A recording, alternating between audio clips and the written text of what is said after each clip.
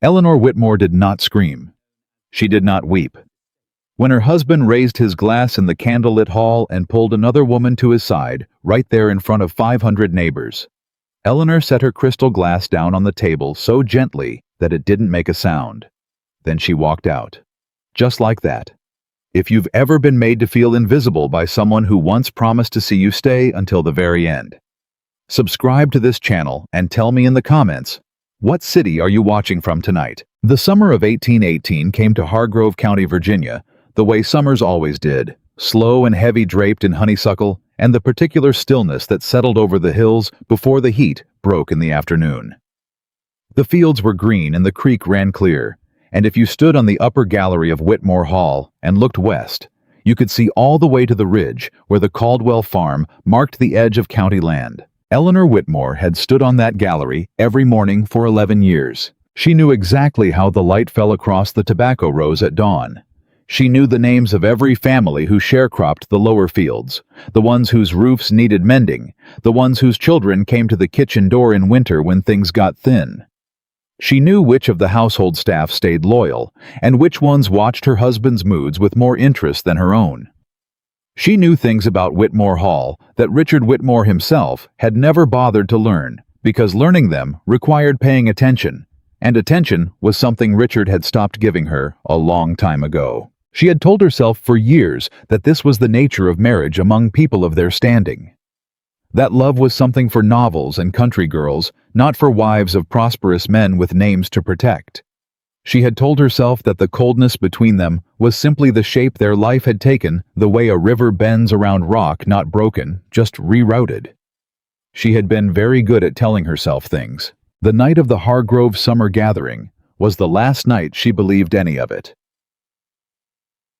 The gathering was held, as it always was, at the Hargrove estate, the largest property in the county, owned by Judge Hargrove, a man who believed that civilization was measured in tablecloths and crystal. Every summer, he threw open the doors of his great hall and invited every family of consequence within 30 miles.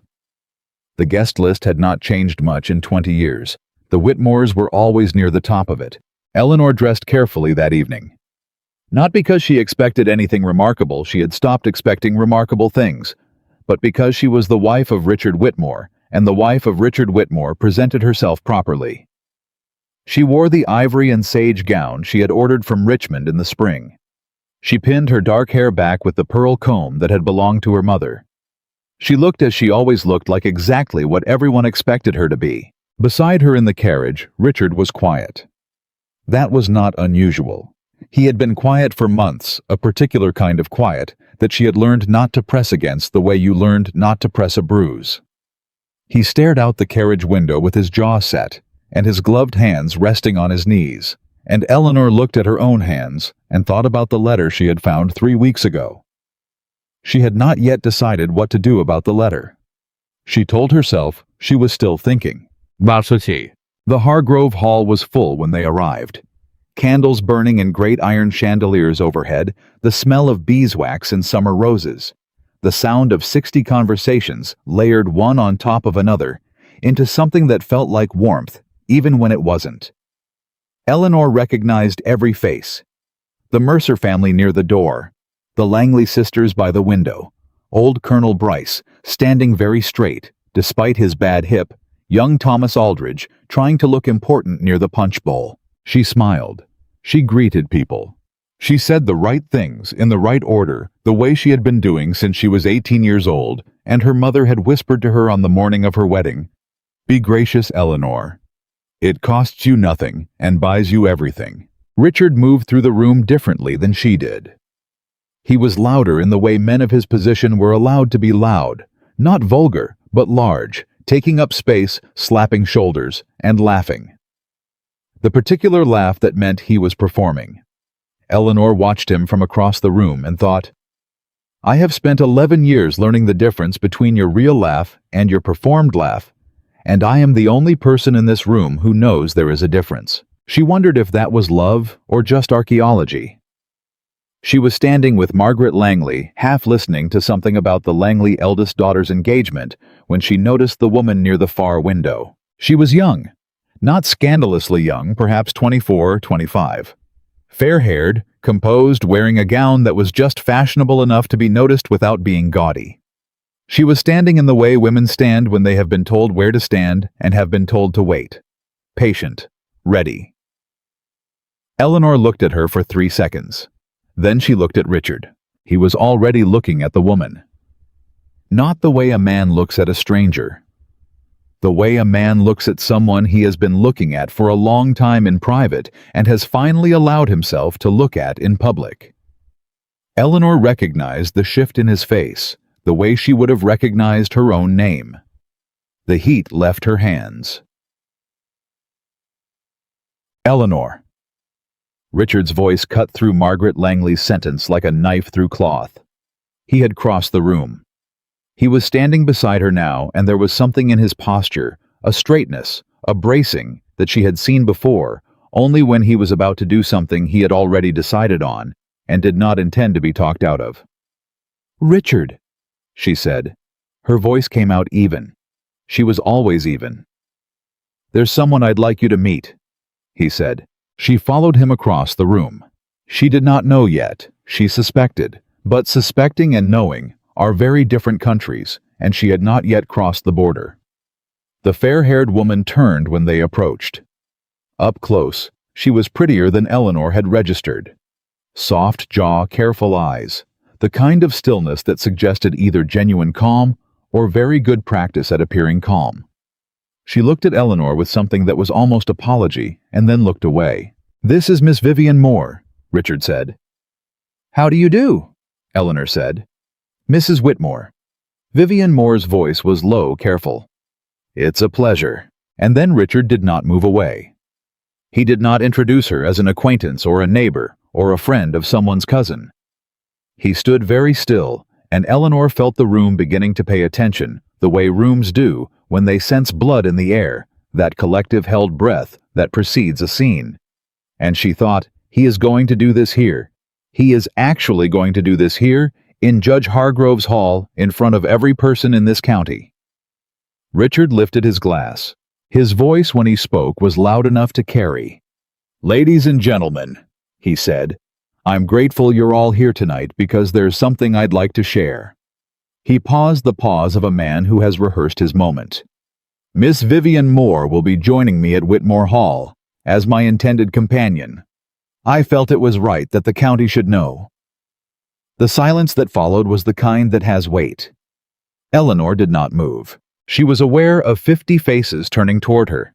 She was aware of Margaret Langley's sharp intake of breath behind her.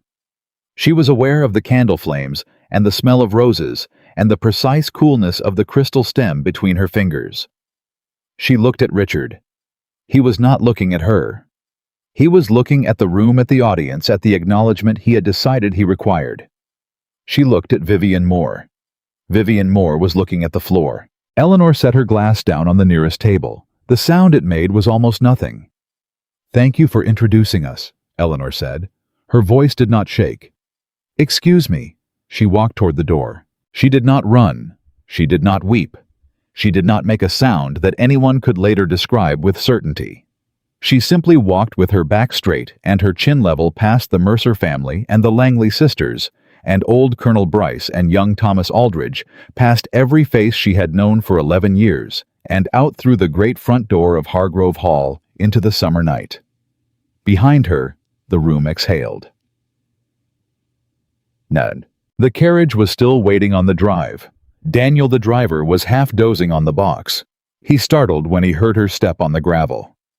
"Mrs. Whitmore, ma'am, Mr. Whitmore isn't—" "Take me home, Daniel," she said. He looked at her face once and did not ask again. She sat in the dark carriage on the long ride back to Whitmore Hall, and she did not cry, and she did not think about Richard, and she did not think about Vivian Moore's careful eyes, or the room full of people watching her walk out. She looked at her hands in her lap, and she thought about her mother's words. "Be gracious, Eleanor. It cost you nothing," and she thought that is not true. It cost you everything eventually. It cost you so much that one day you looked down at your own hands, and you cannot remember the last time they did something that belonged only to you. The fields went past in the darkness. The creek gleamed once in the moonlight and was gone. She thought about the letter. She had found it 3 weeks earlier, tucked into the lining of Richard's desk drawer, not hidden cleverly. Just tucked the way a man hides something from a wife he has stopped believing pays attention. It was from a solicitor in Richmond. It was about a property transfer. Specifically, it was about a parcel of land 40 acres on the eastern edge of the Whitmore holdings that Richard intended to deed to a Miss V. Moore upon the finalization of certain private arrangements. Eleanor had read the letter twice. Then she had placed it back, exactly where she found it gone to the kitchen. Asked Mabel for a cup of tea, and sat at the table while Mabel talked about the garden for 20 minutes, without Eleanor hearing a single word. That night, alone in her room, she had taken out the personal documents she kept in her own small chest, the ones her father had pressed into her hands the morning before her wedding. "These are yours, Eleanor. Whatever else happens, these are yours." The deed to the 80 acres her father had left her in his will, held in her name alone by his specific and careful instruction. The records of her dowry, documented and witnessed. The small ledger her father had kept tracking a trust he had established for her privately, which Richard had never mentioned, and which Eleanor had for 11 years simply not thought about very much. She spread the papers on her desk that night and read them all slowly the way she should have read them years ago. And then she sat very still for a long time, thinking about the kind of woman who lets 11 years pass without reading her own papers, and the kind of woman she intended to be for the next 11. She was still awake when Whitmore Hall came into view through the carriage window.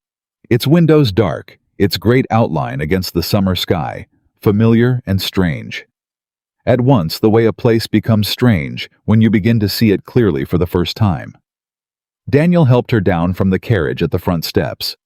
She thanked him by name the way she always did, the way Richard never did, and she went inside. The house was quiet.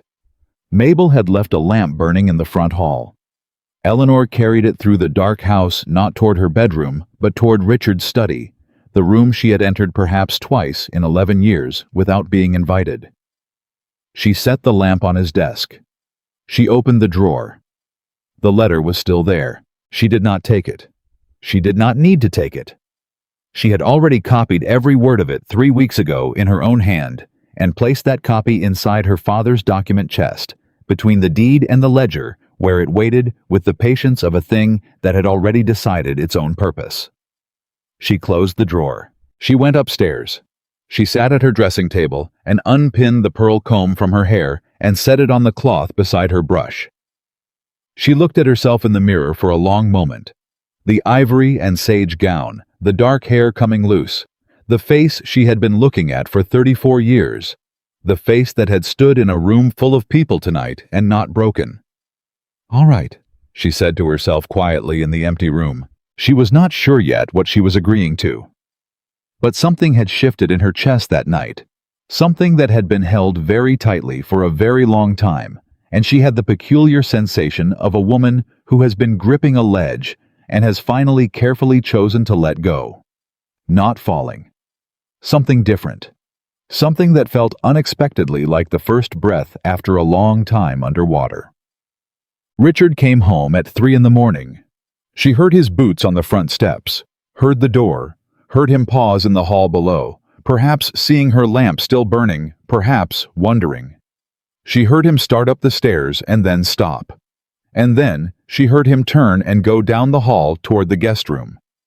She had not expected that to be the sound that finally made her eyes sting. Not his voice in the Hargrove hall, not the room full of people watching, not Vivian Moore's careful, apologetic eyes.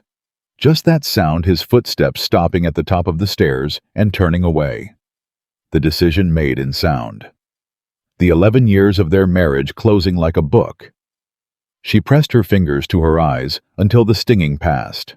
Then she got up, sat at the small writing desk by the window, and by the light of the lamp, she wrote a letter. Not to Richard. To her father's old solicitor in Fredericksburg, a man named Mr. Amos Hatch, who had drawn up her father's trust documents 30 years ago and who was, as far as she knew, still practicing. "Dear Mr. Hatch," she wrote. "My name is Eleanor Whitmore, born Eleanor Fairfax. I believe you may have drawn up certain documents for my father, the late Mr. George Fairfax, regarding property and a private trust intended for my benefit. I would be grateful for an appointment at your earliest convenience to review the current status of these arrangements. Time, I find, is rather more important than I previously appreciated." She sealed the letter. She addressed it. She set it on the corner of the desk. Outside, the summer night was still and full of cricket song. The fields lay dark and waiting in the moonlight, her father's 80 acres among them hers, in name and in deed, waiting for her to remember that. Eleanor Whitmore sat at her window and watched the sky begin very slowly to lighten in the east. She did not sleep. She did not need to. She was thinking about the kind of woman she had been for 11 years, and the kind of woman her father had believed she was when he pressed those papers into her hands.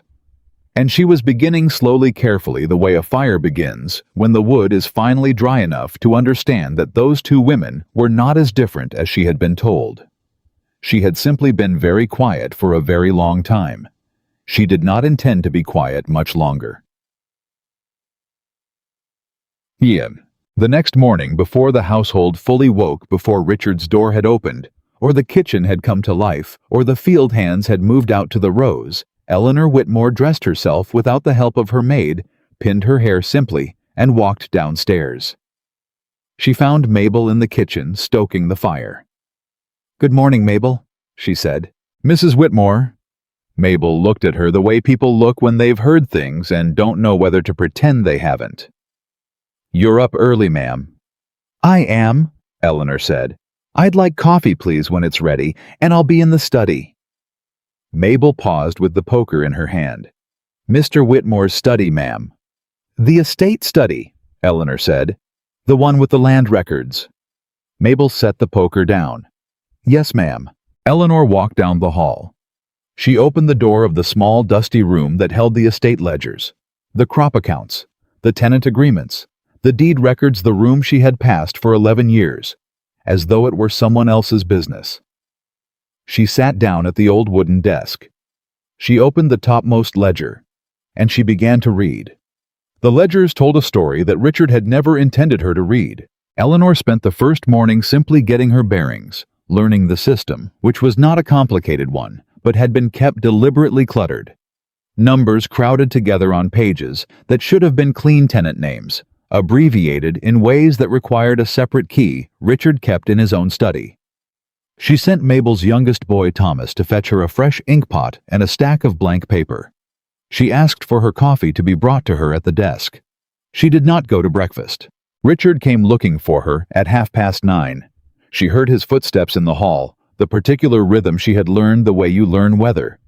What it meant when he walked quickly, what it meant when he slowed. He slowed outside the estate study door. There was a pause. Then the door opened. "Eleanor."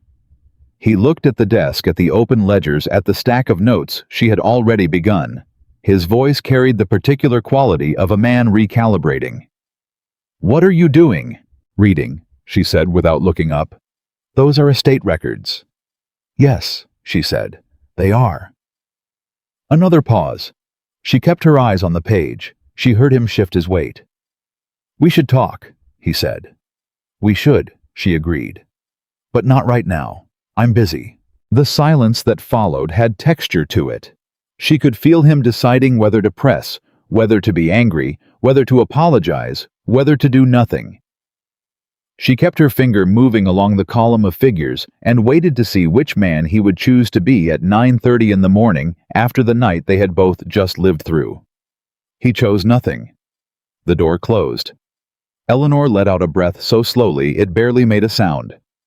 Then she picked up her pen and went back to the ledger. Da-da. By midday she had found the first discrepancy. It was small, a rental payment from the Howell family, who farmed 30 acres on the northern edge of the property, recorded at $12 in the tenant agreement, but appearing in the ledger as $3. $3 on a page that covered 3 months of accounts, the kind of thing that might look like a copying error if you saw it once. Eleanor went back 5 years. The Howell rent was wrong every quarter. She checked the Ferris family next, then the Boyds, then the 2 unnamed entries she had to cross-reference with the original deed parcels to identify. Every one of them was short, not by much. $3 here, $4 there, sometimes just $1. But consistently short, consistently in the same direction, and consistently in the accounts that fed into a secondary ledger. She had found tucked beneath the main one a second set of numbers that she was fairly certain did not correspond to anything she had seen in the household accounts Richard had ever presented to her or to the county tax assessors. Her hands were very steady. She found that interesting, that she could sit there in the dusty afternoon heat of that small room and watch 11 years rearrange themselves in front of her without her hands shaking at all. Perhaps she had known in the way you know things you don't let yourself think about. Perhaps she had simply run out of the capacity for shock the previous evening. She closed the secondary ledger and sat for a moment with her hands flat on the desk. Then she opened the first page again and started over from the beginning, more slowly this time, taking notes in her own organized hand. Mabel brought her lunch on a tray without being asked. She set it on the corner of the desk and looked at the spread of papers and said nothing for a moment. "The whole county's talking," Mabel said finally. Eleanor looked up. "I imagine they are." "You all right, Mrs. Whitmore?" Eleanor considered the question with more seriousness than Mabel had perhaps intended. "I think I am," she said. "I think I may be more all right than I have been in a long time, Mabel. That's a strange thing to say, but I believe it's true." Mabel looked at her for a moment with the particular expression of a woman who has worked in a house long enough to understand it from the inside out. "Your daddy was a careful man," she said. "Left things in good order." "He did," Eleanor said. "I should have paid more attention to that while he was alive." "You were paying attention to other things, ma'am." "I was," Eleanor said. "I won't make that mistake again."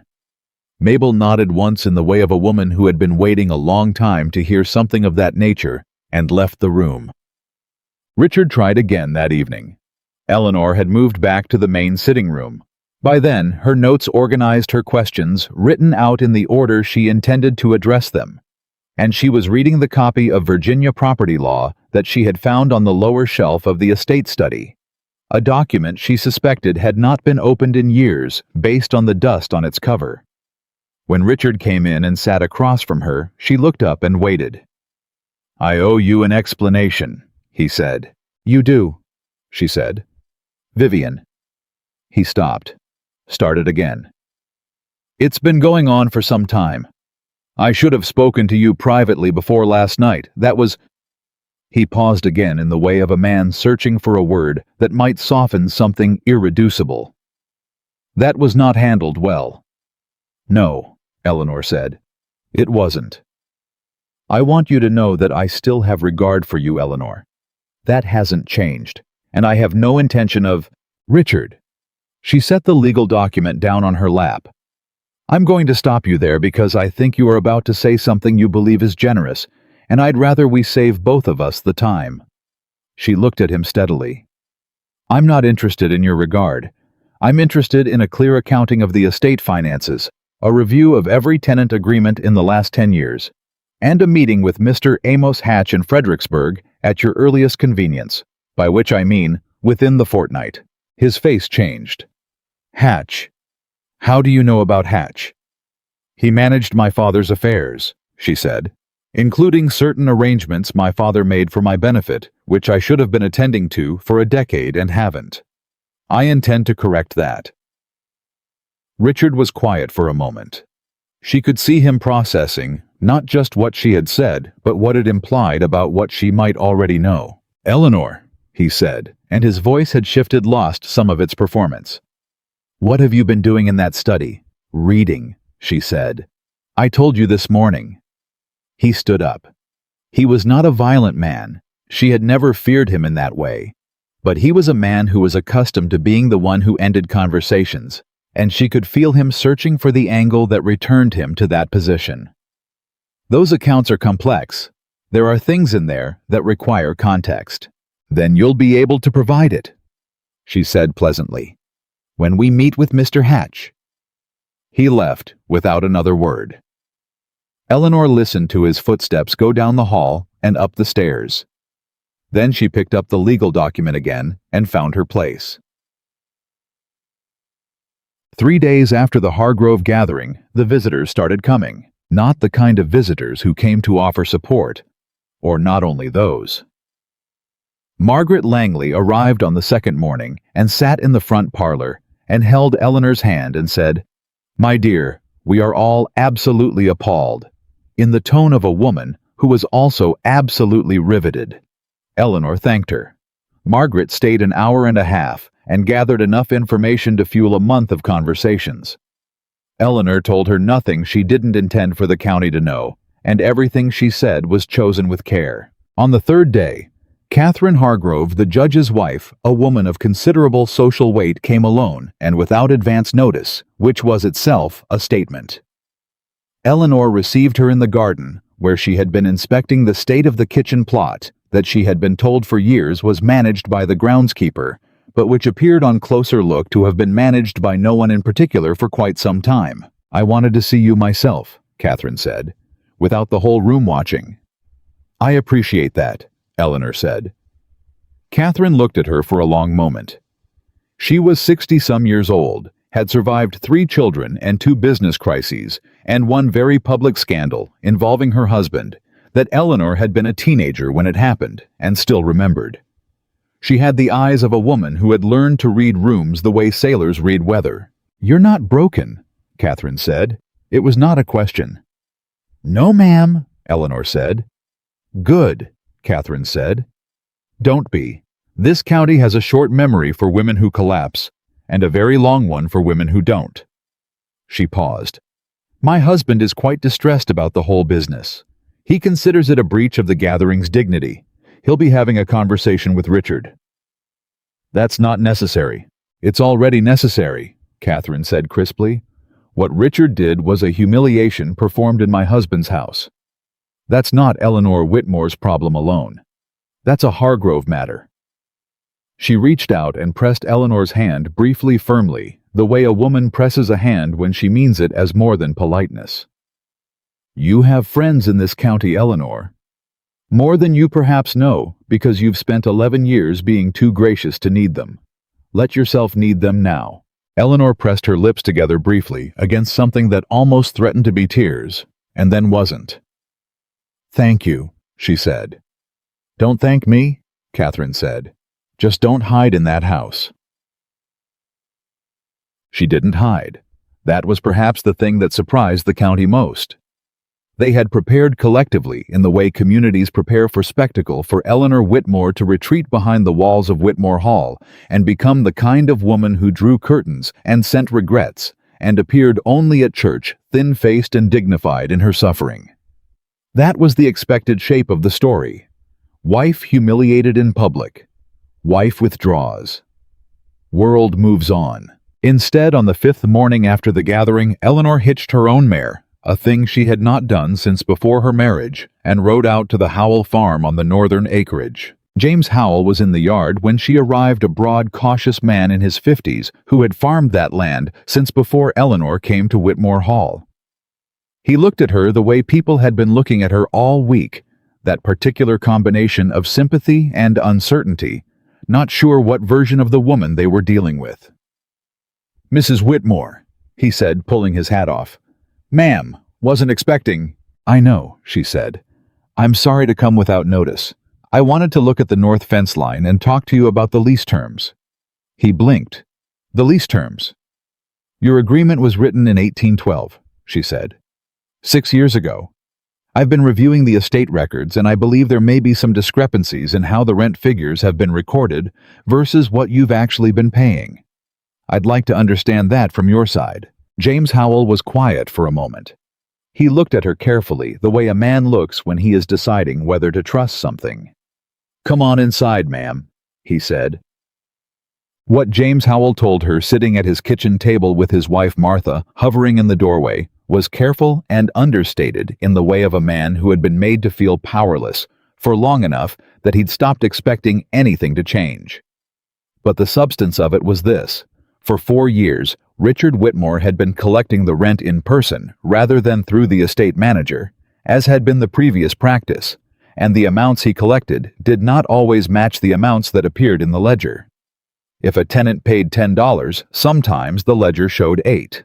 If they paid 12, sometimes 9 appeared. "We kept our own records," Martha Howell said from the doorway, and there was something sharp in her voice, not accusation, but a long-sharpened precision. "Every payment. I wrote them down in the household book."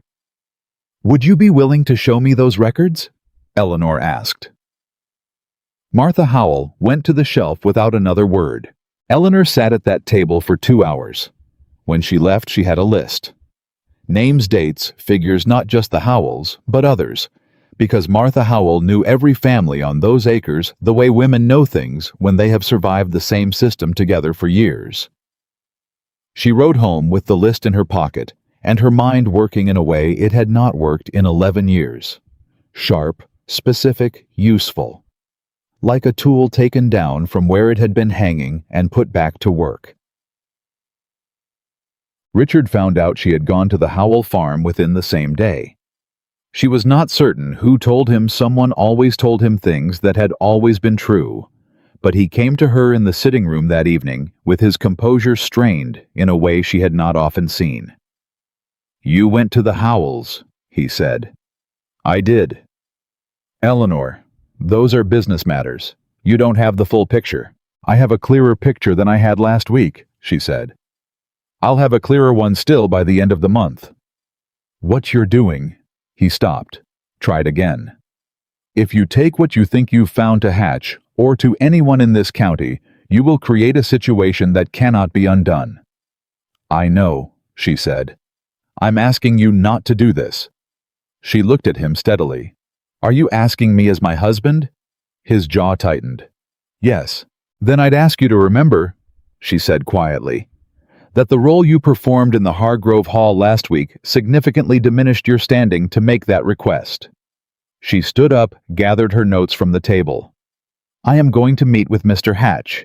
I'd recommend you speak with your own solicitor before I do so, that you're prepared for the conversation."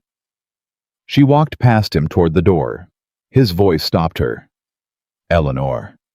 She turned. His face, for the first time in perhaps years, was something she recognized as genuine. Not performance, not management, not the practiced ease of a man who had never had to fight for what he wanted, because he had always simply taken it. Just a man standing in the wreckage of something he had built badly. "I didn't think you'd do this," he said. "I didn't think you..." He stopped. She understood what he hadn't said. He hadn't thought she had it in her. She had spent 11 years making sure he didn't have reason to think otherwise. "I know," she said. And she left. The letter from Mr. Amos Hatch arrived before she'd expected 3 days after she'd sent hers, which meant the man had written back almost by return post. It was a short letter, careful in the way of solicitors, but the information it contained was substantial. The trust her father had established was intact. It had been accruing for 31 years. It was per her father's instructions, held entirely in Eleanor's name, and not accessible to any party acting on behalf of a spouse, without Eleanor's explicit written consent. She read that sentence 3 times. She thought about Richard's letter to the Richmond solicitor about the 40 acres. She thought about the secondary ledger. She thought about the Howell family's careful household records, and Martha Howell's flat, clear voice saying, "I wrote them down." She thought about her father's hands pressing those papers into hers and saying, "These are yours, Eleanor, whatever else happens." He had known. Not specifically, not about Richard, who had been a young man of good reputation when they married, but in the abstract, careful way of a man who had watched enough of the world to understand that women needed their own ground to stand on and rarely got it. He had given her the ground. She had just forgotten to stand on it. She wrote to Mr. Hatch and confirmed the appointment.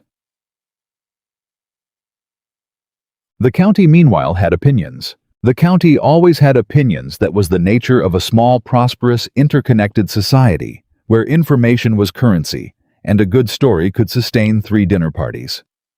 Eleanor heard them filtered through Mabel's careful reports and Margaret Langley's less careful ones, and occasional direct encounters at the dry goods store or the churchyard, where people either spoke to her with elaborate delicacy or with the particular boldness of those who had decided sympathy licensed frankness. "I always thought Richard Whitmore was a cold man," said Mrs. Ferris at the church gate with the air of someone delivering a verdict long overdue. "Never thanked anyone properly, never looked the field hands in the eye." "I heard Vivian Moore is from Charleston," whispered another voice belonging to a woman Eleanor knew only slightly. "Her family's got nothing. She's been angling for a position for years. What will Eleanor do?" was the most common question delivered in every possible register, from concerned to gleeful to frankly acquisitive, and Eleanor, when she heard it, answered the same way every time. "Mrs. Whitmore is managing very well, thank you." She said it in the third person deliberately. It kept a distance she needed. It reminded her of something. She was not just a character in Richard's story. She was the main character in her own. On the 9th day after the gathering, William Caldwell rode over from his farm. She knew of him. Everyone in the county knew the Caldwells, an old family that had farmed the Western Ridge for 3 generations. William was the youngest son, the one who had come back from his time in Fredericksburg and taken over management of the family land after his father's death. He was perhaps 36-37, a quiet man with a reputation for fair dealing and an agricultural mind that the county's older farmers had come to rely on for questions about crop rotation and soil management. He had been at the Hargrove gathering. She had registered his presence the way you register familiar landmarks present unremarkable simply there. He came to the front door and asked for Mrs. Whitmore, and Mabel brought her the card with a look that conveyed both information and discretion. Eleanor went to the front parlor. "Mr. Caldwell," she said. "Mrs. Whitmore." He was holding his hat, turning it in his hands, not nervously, but with the contained energy of a man who had thought carefully about what he wanted to say, and was making sure he said it right. "I won't take much of your time, ma'am. I came because I heard you've been reviewing the estate records, and you've been out to some of the tenant farms." "Word travels," she said. "In this county it surely does," he said with the barest fraction of a smile. "I wanted to say, and I hope you'll take this in the spirit it's meant, that I've known some of the families on the Whitmore acreage for years, the Howells in particular. Good people. They've had a harder time of it recently than they should have." Eleanor looked at him steadily. "You knew about the discrepancies in the accounts." He was quiet for a moment. "I suspected," he said carefully. "I had no grounds and no standing to say anything. It wasn't my land, and it wasn't my business to press. But you're here now." "Because now it appears it might be your business to press," he said. "And if you're going to do that properly with documentation the way it ought to be done, then there are people in this county who will stand behind you. I wanted you to know that before you felt you were standing alone." Eleanor was quiet for a moment. Outside, the summer heat pressed against the windows, and the sound of the fields came through cicadas, a distant crow, the particular hum of a Virginia August that she had heard every summer of her 11 years here, and only now in this moment felt as something that belonged to her and not just to the house she lived in. "Mr. Caldwell," she said, "would you like to sit down?" He would. He did. They talked for 2 hours about the tenant accounts, about the county's legal structures, about Mr. Hatch, and what Eleanor had already established from her own records. Caldwell knew things she didn't know about the farming side. She knew things about the legal documentation he hadn't had access to. He spoke to her like a man speaking to a person with a mind, which was, she realized with a small private grief, less common than it ought to have been in her experience. When he stood to leave, he said, "I mean it, Mrs. Whitmore. You won't be alone in this." "Thank you," she said. "I believe you." And she did. She was surprised to find that she did. That night, Vivian Moore came to Whitmore Hall. Eleanor was in the estate study when Mabel knocked and said with an expression of some complexity, "There's a Miss Moore at the door, ma'am. She says she needs to speak with you privately. She says she'll wait as long as it takes." Eleanor set her pen down. She sat for a moment thinking. "Show her into the sitting room," she said. "Tell her I'll be there in 10 minutes." She took 12. Not to make a point, or not only, but because she needed those 12 minutes to decide what kind of woman she would be walking into that room. She could be cold. She could be wounded. She could be gracious in the devastating way her mother had meant when she said graciousness was a weapon. She chose in the end to simply be direct. She was tired of performing. She went into the sitting room and sat across from Vivian Moore and looked at her. Vivian Moore up close without the ballroom and the candles and the theater of that night looked younger than Eleanor had registered. She also looked exhausted. She was sitting with her hands locked together in her lap, and when Eleanor came in, she stood up and said, "Mrs. Whitmore, I know I have no right to be here." "You don't," Eleanor agreed. "But you're here, so say what you came to say." Vivian Moore looked at her.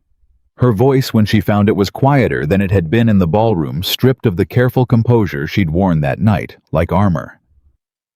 "He told me you didn't love each other. He told me the marriage had been nothing for years.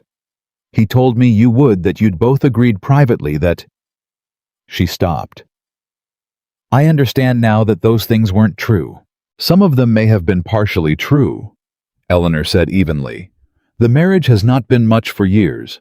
That part he didn't lie about, but he omitted quite a lot.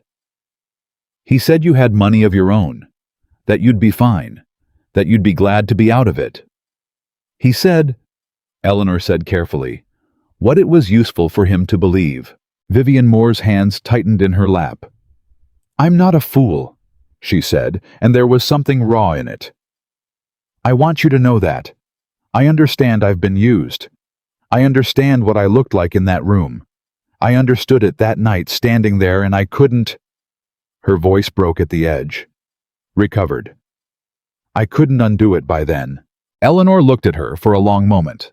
This woman was 24 years old, from a family with nothing, and she had made a calculation that women with nothing and no prospects made that a powerful man's promises were a kind of currency, and the calculation had been wrong in all the ways those calculations tended to be wrong. Eleanor knew something about making calculations based on a man's version of reality. "What do you want from me?" she asked. "Nothing," Vivian said. "I just—" She stopped. "I wanted to tell you that I'm sorry, and that I know that doesn't help anything." "It doesn't," Eleanor said, "but I appreciate you saying it."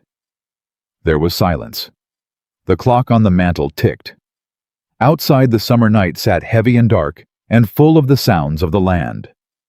"Where will you go?" Eleanor asked. Vivian Moore looked up.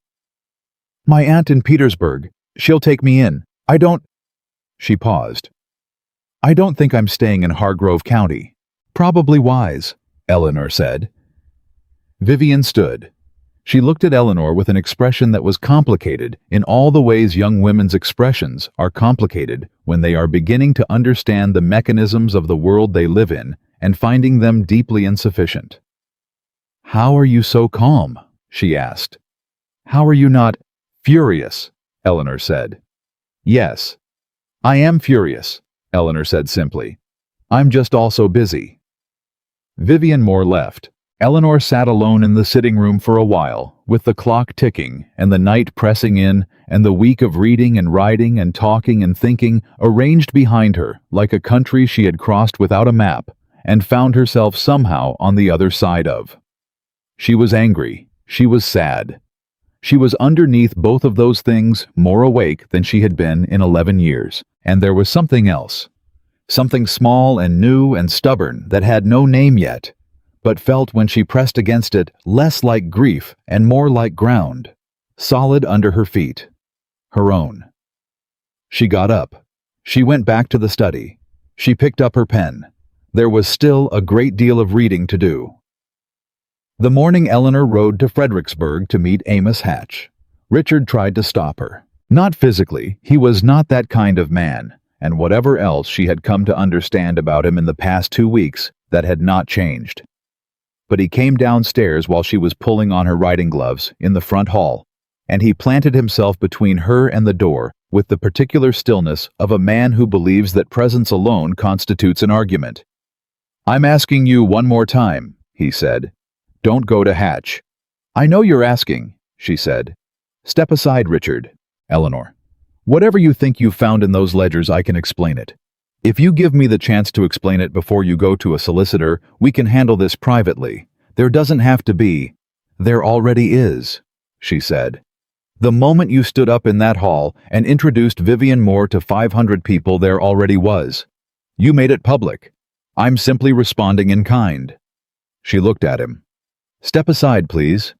He stepped aside. She walked out. Amos Hatch was older than she'd expected. A small, dry, precise man in his 70s who received her in a book-lined office above a saddler's shop in Fredericksburg, and who looked at her over his spectacles with eyes that had been reading people's situations for 50 years, and had developed the particular calm of a man who had seen most categories of human difficulty at least twice. He shook her hand. He gestured to the chair across from his desk.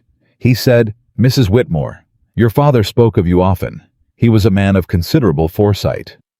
"He was," she said. "I wish I had understood that better while he was alive." "You understand it now," Hatch said. "That's what matters. Shall we begin?" They were in that office for 4 hours. What Eleanor learned in those 4 hours laid itself over everything she had already discovered in the estate study, like a second map placed over the first, the same territory, suddenly legible, in an entirely different way.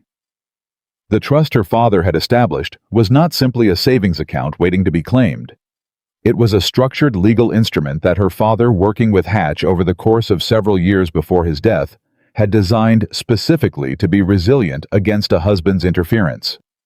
The principle had grown to a figure that made Eleanor's hands go still in her lap when Hatch named it. There were provisions she hadn't known about, a clause that allowed her to receive the trust's income directly without Richard's countersignature, and a separate arrangement that protected the 80 acres she'd inherited from any claim a spouse could make against it under Virginia property law. Based on a legal argument her father had specifically requested Hatch research and document. "Your father was concerned," Hatch said carefully, "that the laws of this state did not adequately protect married women's property. He went to some lengths to work within those laws to create protections that did." Eleanor looked at the document Hatch slid across the desk to her. "He never told me any of this. He didn't want to alarm you," Hatch said. "He hoped you'd never need to use it actively, but he wanted it there. He was—" Hatch paused, choosing his words with a solicitor's care. "He was not entirely without reservations about the match. He expressed that to me at the time. But you were very much in favor of it, and he respected your judgment." Eleanor sat with that for a moment. The image of her father 31 years ago sitting in this same office asking this precise, careful old man to build a wall she might someday need without letting her know the wall was there. Loving her in the way of men who couldn't say the frightening thing directly, but could act on it with everything they had. "He was a good man," she said. Her voice was steady, barely. "He was," Hatch agreed. "Now, shall we talk about what you'd like to do?" Dineche. She told him about the ledgers. She told him about the Howell family's household records, and the names Martha Howell had given her, and about the secondary ledger, and the letter she had found addressed to the Richmond solicitor regarding the 40 acres and Vivian Moore. Hatch listened without interrupting his pen, moving steadily, his face giving away nothing that wasn't useful. When she finished, he set his pen down and looked at her over his spectacles. "Mrs. Whitmore," he said, "what you are describing, if documented to the standard a Virginia court would require, constitutes a pattern of financial misconduct that could be actioned both in civil property law and potentially, depending on the extent, in matters of county tax assessment fraud." He paused. "It also, depending on how you choose to proceed, gives you considerable standing in any formal separation proceeding." Eleanor had known this was coming and had still not entirely prepared herself for hearing it out loud. "What would a formal separation require?" she asked. Hatch explained. It was not simple. Virginia, in 1818, did not make separation simple for women. The law was not designed with their interests in mind. And Hatch was honest about that. But he was also honest about what was possible within those laws. particularly given the specific protections her father had built, the documentation she had already gathered, and the financial misconduct she could demonstrate. She had more ground to stand on than most women in her position, more than most women in the county likely knew was possible. "This will take time," he said, "and it will not be without cost, not financial cost, but social. There will be people who disapprove." "There are already people who disapprove," Eleanor said, "of everything I do in one direction or another. I've been trying to avoid their disapproval for 11 years. I find I'm no longer particularly interested in that project." Hatch looked at her with something that might, in a less reserved man, have been called admiration. "Very well," he said. "Let's draw up a plan." She rode back to Hargrove County in the long summer afternoon with the documents folded inside her saddlebag, and something in her chest that she could only describe as the sensation of a door opening. Not a grand cinematic opening, but the small definitive kind, the click of a latch releasing after years of pressure. She was halfway home when she came upon William Caldwell's wagon on the road heading back from town in the same direction. He drew up when he saw her and tipped his hat. "Mrs. Whitmore, good day in Fredericksburg." "A productive one," she said. She hesitated, then said, "I have the documentation from my father's solicitor, and I know what I'm going to do." He looked at her for a moment. The afternoon sun was behind him, and she could see the consideration in his face. He was a man who thought before he spoke, which she had come to understand was rarer than it should have been. "Good," he said simply. They rode the last 3 miles together, not speaking much, but comfortable in the silence in the way of two people who have already said the things that matter and don't need to fill the air with the things that don't. Richard had a visitor when she arrived home. She heard them in the study. Richard's study, the locked one, which apparently was no longer quite so locked before she saw them. 2 male voices, one Richard's, and one she didn't immediately recognize. Mabel met her in the front hall with an expression of contained significance. "Mr. Garrett Forsythe arrived about an hour ago, ma'am," Mabel said. "From Richmond." Eleanor stopped. "Forsythe." She knew the name, a prominent Richmond businessman with interests in land speculation and a reputation for making investments that required, as the polite phrase went, a certain flexibility in financial record-keeping. She had seen his name twice in the secondary ledger. "Yes, ma'am," Mabel said. "He arrived with 2 men and a great deal of luggage, as though he intends to stay." Eleanor took off her riding gloves. She handed them to Mabel. She walked to the study door and knocked twice and opened it before anyone answered. Richard was behind his desk. Forsythe, a large florid man in expensive clothes that sat on him, the way expensive things sit on men who acquired them recently, was in the chair across from him. Both men looked at her with the specific expression of men interrupted in a conversation they had not planned to share. "Eleanor," Richard said, "this is a private—" "Mr. Forsythe," Eleanor said. "I'm Mrs. Whitmore. I understand you have business interests in Hargrove County." Forsythe looked at her, then at Richard, then back at her. He was a man accustomed to reading rooms quickly. Something in Eleanor's tone or posture, or simply the fact that she had opened the door without being asked, told him something about the current configuration of power in this household, and she watched him adjust to it in real time. "Mrs. Whitmore," he said, standing because a man like Forsythe always stood when a woman entered a room, regardless of his opinion of her, because manners were the costume of the powerful. "A pleasure, I'm sure," she said. "I'd appreciate it if any discussions regarding Whitmore estate property or accounts took place with my knowledge going forward. My husband and I are currently engaged in a review of the estate's financial arrangements, and I'll need to be included in any relevant conversations." She looked at Richard. Her voice was pleasant, clear, and absolutely not negotiable. "I hope that's not an inconvenience?" Richard's jaw was tight enough that she could see the muscle working. "Of course," Forsythe said carefully after a beat. "Thank you," Eleanor said. "I'll have Mabel bring coffee." She left the door open behind her. Sure, Forsythe stayed for dinner. Eleanor did not know how to get him out of the house without making a scene she wasn't prepared to make yet. And so she sat at the head of the table for the first time in 11 years. She sat at the head, not the side, because there was no one else to sit there, and she had decided quietly and without announcement that the time for deferring to empty convention was finished, and she ate her dinner and listened to the conversation and noted everything. Forsyth was nervous. She could see it underneath the confidence the way you can see the shape of a thing through cloth. He talked too much about the cotton market and asked too many casual questions about the estate's acreage, and gave Richard looks that conveyed with the eloquence of men who have conducted business in bad faith for long enough that they'd developed a private language for it, that something needed to happen before something else happened first. After dinner, when Forsyth had retired and Richard poured himself a drink, Eleanor sat across from him in the sitting room and said, "How much does he know?" Richard looked up sharply. "About the secondary ledger," she said. "How much of it involves his money?" "Eleanor." "I'm not asking to hurt you with it," she said. "I'm asking because if Forsyth's funds are tangled in the estate accounts, that changes the complexity of what I'm doing with Hatch. I need to know what I'm walking into." Richard looked at her for a long moment. The drink sat untouched in his hand. He looked, and this was the thing she had not expected to feel, looking at him like a man who was tired.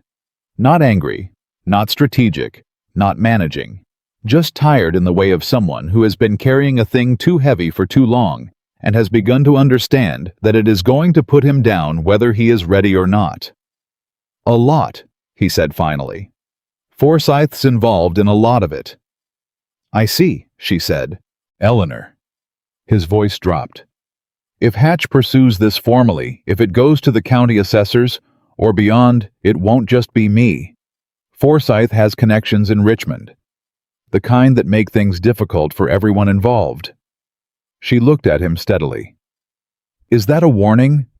"It's information," he said. "What you do with it is your business."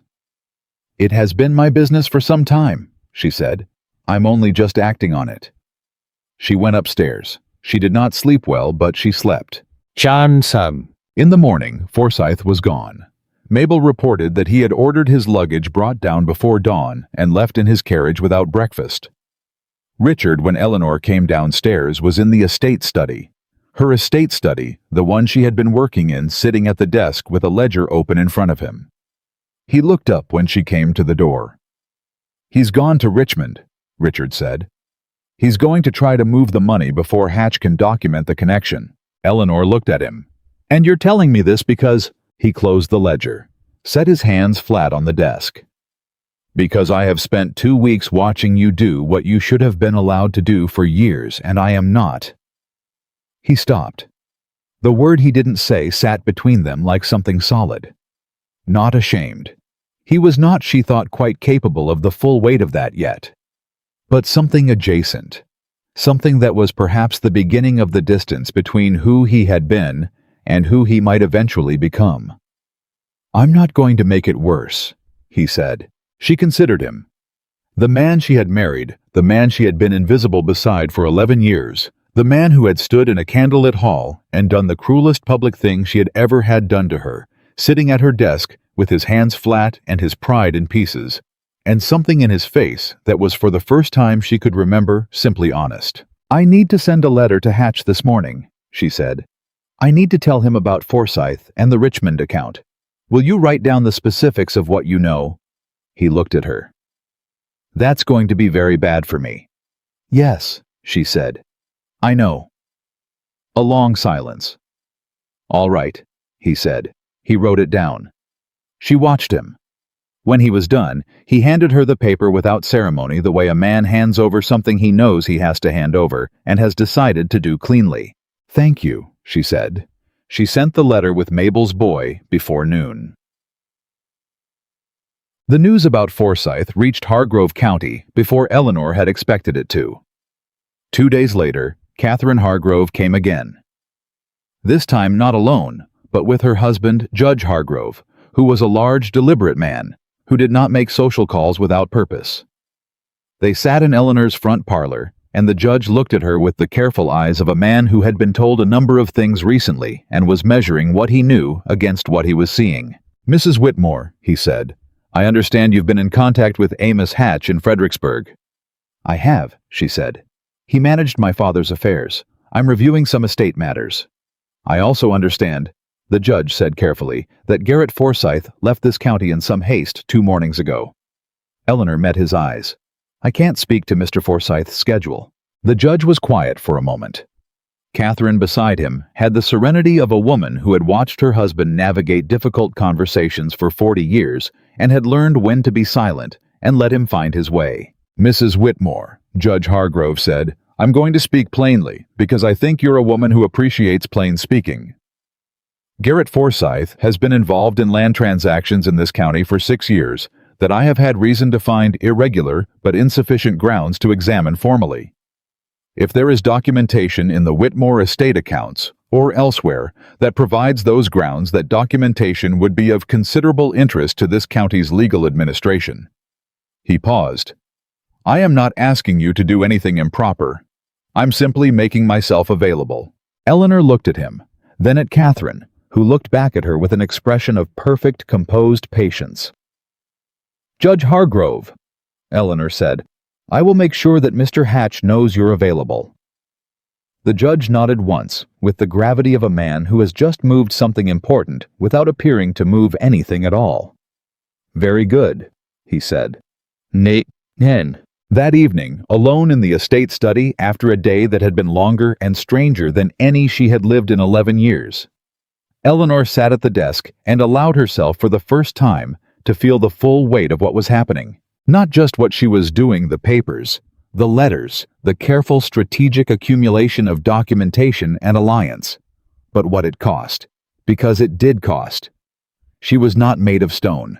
She had loved Richard Whitmore once, or something she had called love, something that had felt like love when she was 22 and new to this county and new to the particular loneliness of being a wife in a world that expected women to be grateful for the position. She had built a life here. She had made this house a home, had learned the names of every family on this land, had pressed her roots down into this county soil for 11 years. And the act of pulling those roots up, of becoming someone who stood on her own ground rather than borrowed ground, was not painless simply because it was necessary. She pressed her hand against the desk. She thought about her father's face when he pressed those papers into her hands.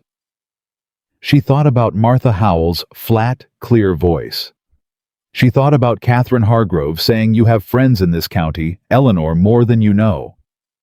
She thought about William Caldwell sitting across from her saying, "You won't be alone in this," and the clean, uncomplicated way she had believed him. She thought about Vivian Moore's young, exhausted face, and the question she'd asked, "How are you so calm?"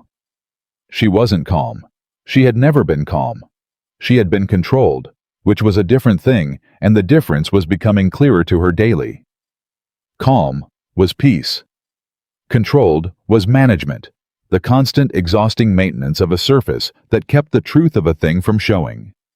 She had been managing her surface for 11 years. She was done managing. She was angry. She was sad.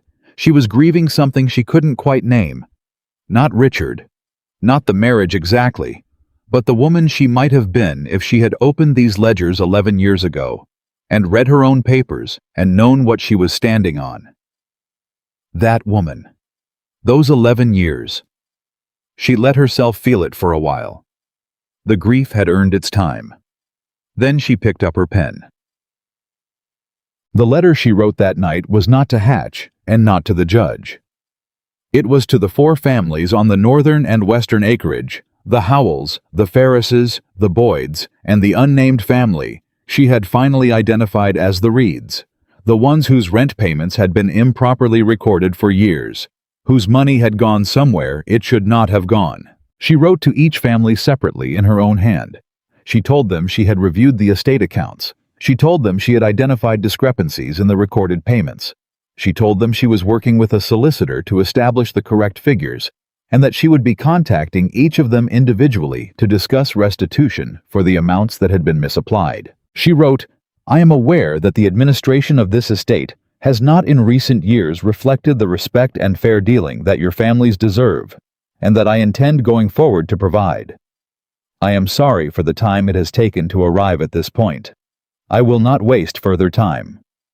She sealed all 4 letters. She addressed them in careful, clear handwriting. She set them on the corner of the desk. It was nearly midnight.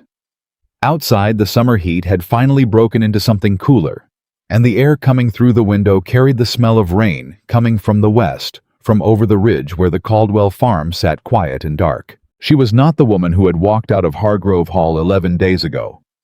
That woman had been sleepwalking, gracious, controlled, invisible, and sleepwalking. This woman was awake. Fully, painfully, irreversibly awake, and there was no mistaking the difference. She heard a sound from down the hall. Richard's footsteps heading to the guest room. The same sound as 11 days ago, footsteps turning away, and she waited for the sting she'd felt that first night. It didn't come. Not the same sting. Something smaller, older, more finished. She turned down the lamp. She went to bed. She slept. The next morning, William Caldwell's older brother rode over with a message William had heard from a contact in Richmond that Forsyth had arrived in the city and was meeting with his solicitor, and that there was word of sudden activity around 2 land parcels that appeared from the descriptions to match properties adjacent to the Whitmore eastern acreage. The contact, a man the Caldwells had known for years, thought Eleanor and her solicitor should know before the week was out. Eleanor read the message in the front hall, still holding her coffee. She thought for a moment. Then she looked at Mabel. "Have Thomas saddle the bay mare," she said, "and tell him I'll need him to ride to Fredericksburg again today. I have a letter for Mr. Hatch that can't wait for the post." "Yes, ma'am." Mabel paused. "Should I send word to Mr. Caldwell that you received the message?" Eleanor considered. "Yes," she said. "Tell him I'm grateful, and tell him—" She stopped, thought. "Tell him I'd like his opinion on something when he has a moment. Tell him to come for supper if he's free." Mabel's expression revealed nothing, which was its own kind of revelation. "Yes, ma'am," she said. Eleanor went to the estate study. She sat down. She wrote the fastest letter she had ever written to Amos Hatch, 3 pages clear and specific, naming Forsyth and the Richmond parcels, and every piece of documentation she had that connected them to the Whitmore secondary ledger. She sealed it. She handed it to Thomas with instructions to ride hard. Then she sat back in the chair. Richard had heard her moving around the house. She knew it. He would be wondering what she'd received, what she was doing, whether his morning of handing over that paper was going to be the thing that ended him, or the thing that, somehow complicated as it was, incomplete as it was, allowed him some way through. She didn't know the answer to that yet.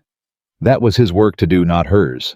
Her work was right here, on this desk, in these papers, in this land that was hers, and the families on it who deserved better, and the life she was building out of what she had instead of what she'd lost. She opened the ledger. She got back to work, and outside, the first clouds of the incoming weather were already moving over the ridge, dark and full of everything the summer had been holding, coming in fast now, the way things come when they've been gathering a long time and can't hold anymore. The rain came in overnight and was still falling when Eleanor woke. She lay in the dark, listening to it on the roof. Steady, unhurried.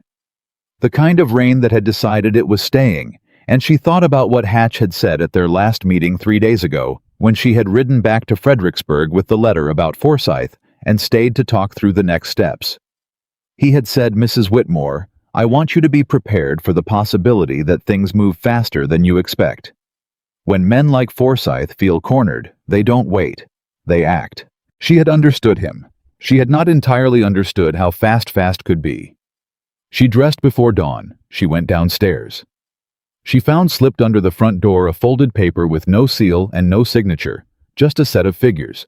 2 property descriptions she recognized from the eastern acreage, and a single line at the bottom, in a handwriting she did not know. "He filed this morning in Richmond. You have 3 days." She stood in the front hall holding the paper, and felt the particular cold clarity that comes not from the absence of fear, but from fear deciding to be useful. She went to the estate study. She did not make coffee. She pulled out every document she had organized over the past 2 weeks and laid them across the desk in the order Hatch had told her would matter most, and she read through them one final time with the focus of a woman who understands she is reading for the last time before action and so cannot afford to miss anything. By the time Mabel came down to start the kitchen fire, Eleanor had 3 things ready. A complete copy of the secondary ledger, with her annotations. The letter Richard had written, detailing Forsyth's involvement, and a summary document in her own hand that organized the tenant payment discrepancies by family, by year, and by amount. She had done the arithmetic 3 times, she was certain. "Mabel," she said when she heard the kitchen come to life. "I need Thomas to ride this morning." "It's raining hard, ma'am." "I know. He'll need the good oilskin." She came to the kitchen doorway. "He's riding to Fredericksburg, and I need a message sent to Mr. Caldwell before that. Can you send one of the field boys?" Mabel looked at the documents under Eleanor's arm, at the set of her jaw, at the particular quality of stillness that Eleanor had developed over the past 2 weeks, that was nothing like the stillness of a woman holding herself together, and everything like the stillness of a woman who has decided. "I'll send Jimmy," she said. "He's fast." "Thank you." Eleanor set the documents on the kitchen table and began wrapping them in oilskin herself, methodically, the way her father had taught her to pack things that mattered. "And Mabel, if Mr. Whitmore asks what Thomas is carrying, tell him it's correspondence for Mr. Hatch, that's all." Mabel said nothing. She handed Eleanor a length of cord to tie the parcel. William Caldwell arrived before Thomas had been gone an hour. He came in out of the rain with his hat dark and his coat soaked through, and Eleanor met him in the front hall and handed him the unsigned paper without preamble. He read it. His face did not change dramatically. It was not a face that changed dramatically, but she had spent enough time with him in the past 2 weeks to read the smaller shifts. The tightening around the eyes. The stillness of a man absorbing something and deciding how quickly to move. "Forsyth filed a claim on the eastern parcels," he said, "this morning, according to this thing. In Richmond." He looked up. "Before Hatch can document the connection to the Whitmore accounts and challenge the legitimacy of the transfer." "Yes." "And your husband?" He stopped, recalibrated. "Does Richard know?" "I don't know what Richard knows this morning," she said. "His door was closed. I didn't knock." William set the paper on the hall table.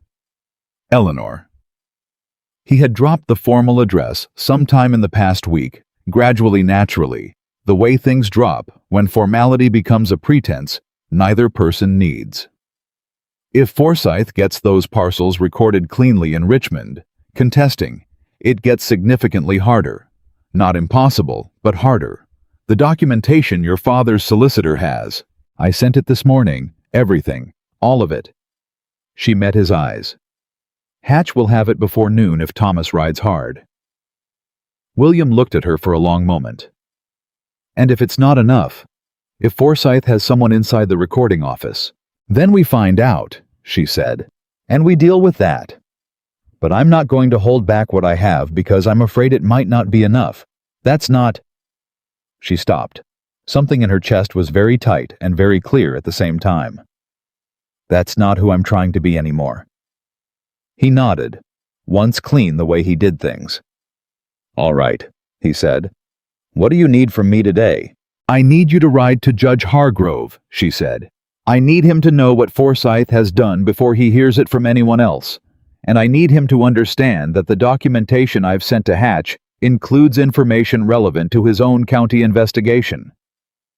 You want the judge moving on his end simultaneously. If Forsyth has to fight on 2 fronts at once, Richmond and Hargrove County, he can't concentrate his efforts on either one." William picked up his hat from the table. He was already moving toward the door. "I'll go now." "William." He turned. She wanted to say something adequate to the moment, something that captured the particular quality of what it meant to have a person simply show up again and again without requiring explanation or credit or anything from her except the honest use of what he was offering. She didn't have the right words. "Thank you," she said, "for all of it." He looked at her with an expression that was quiet and direct and held more than the moment required without exceeding it. "Ma'am," he said, and went back out into the rain. Ched. Richard found her in the estate study an hour later. He stood in the doorway in a way he hadn't stood in a doorway in the 2 weeks since the gathering, not blocking, not bracing, not performing. Just standing, looking at the desk with its now cleared surface, The organized absence of documents that had been there, the oilskin cord on the corner that she hadn't thrown away.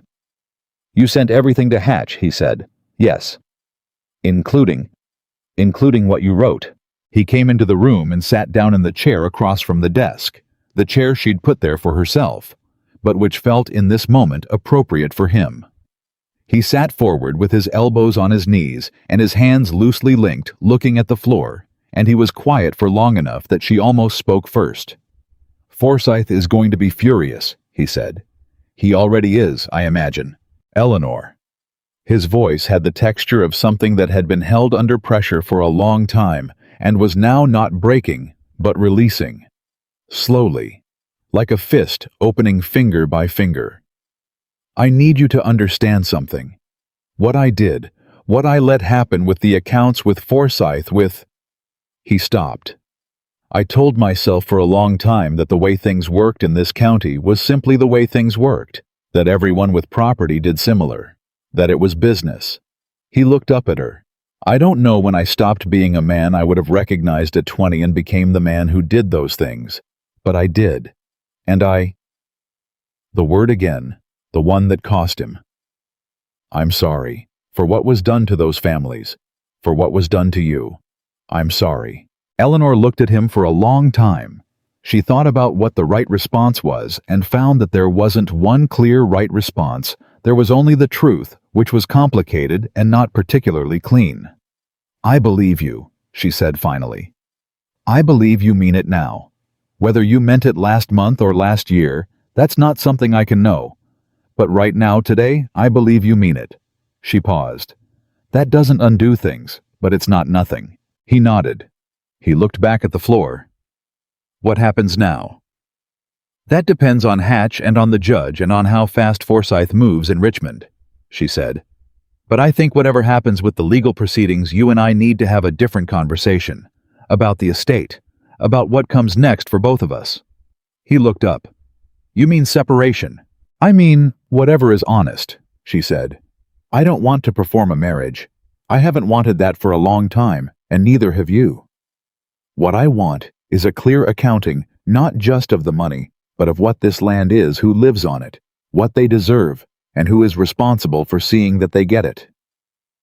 She folded her hands on the desk. "That can happen whether we are married or not, but it will happen." "Yes," he said, quietly, without argument. "It will."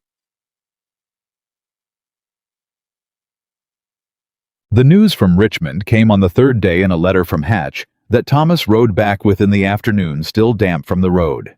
Eleanor opened it at the kitchen table, with Mabel pretending not to watch from across the room. Hatch had moved fast. Faster than Eleanor had expected. The man was 70 years old, and moved like a compressed spring when he had something solid to work with. He had presented the documentation to a senior officer of the county land records in Richmond on the morning Forsyth attempted to file. The officer, faced with Hatch's meticulous cross-referenced evidence of the fraudulent transfer structure, had placed a hold on the filing pending investigation. Forsyth's claim on the eastern parcels was frozen, and then the part that made Eleanor set the letter down and press her hand flat against the table and breathe. Hatch had heard from the Richmond solicitor that Forsyth had a meeting that afternoon with two men from the state assembly. Men who had received in previous years certain financial considerations from Forsyth's various business arrangements. Men who, if Forsyth felt cornered enough, he might attempt to use to apply pressure from a higher level. "I do not wish to alarm you," Hatch wrote in his precise solicitor's script, "but I believe you should know the full picture. Mr. Forsyth is not a man who accepts defeat quietly. I am managing things on this end with all speed. However, if there is anything that can be done to secure Judge Hargrove's formal involvement in the county proceeding before the weekends, I would recommend doing so now." Eleanor folded the letter. She stood up. "Mabel," she said, "where is Thomas?" "In the barn, ma'am. He just got back." "Tell him he gets an hour's rest, and then I need him to ride to the Hargrove estate." Judge Hargrove's formal involvement, as it turned out, did not require Thomas's second ride. William Caldwell had done his work. The judge, already moving since William's visit, had spent 2 days pulling his own records on Forsyth's county land transactions and had found within those records evidence sufficient for his own purposes.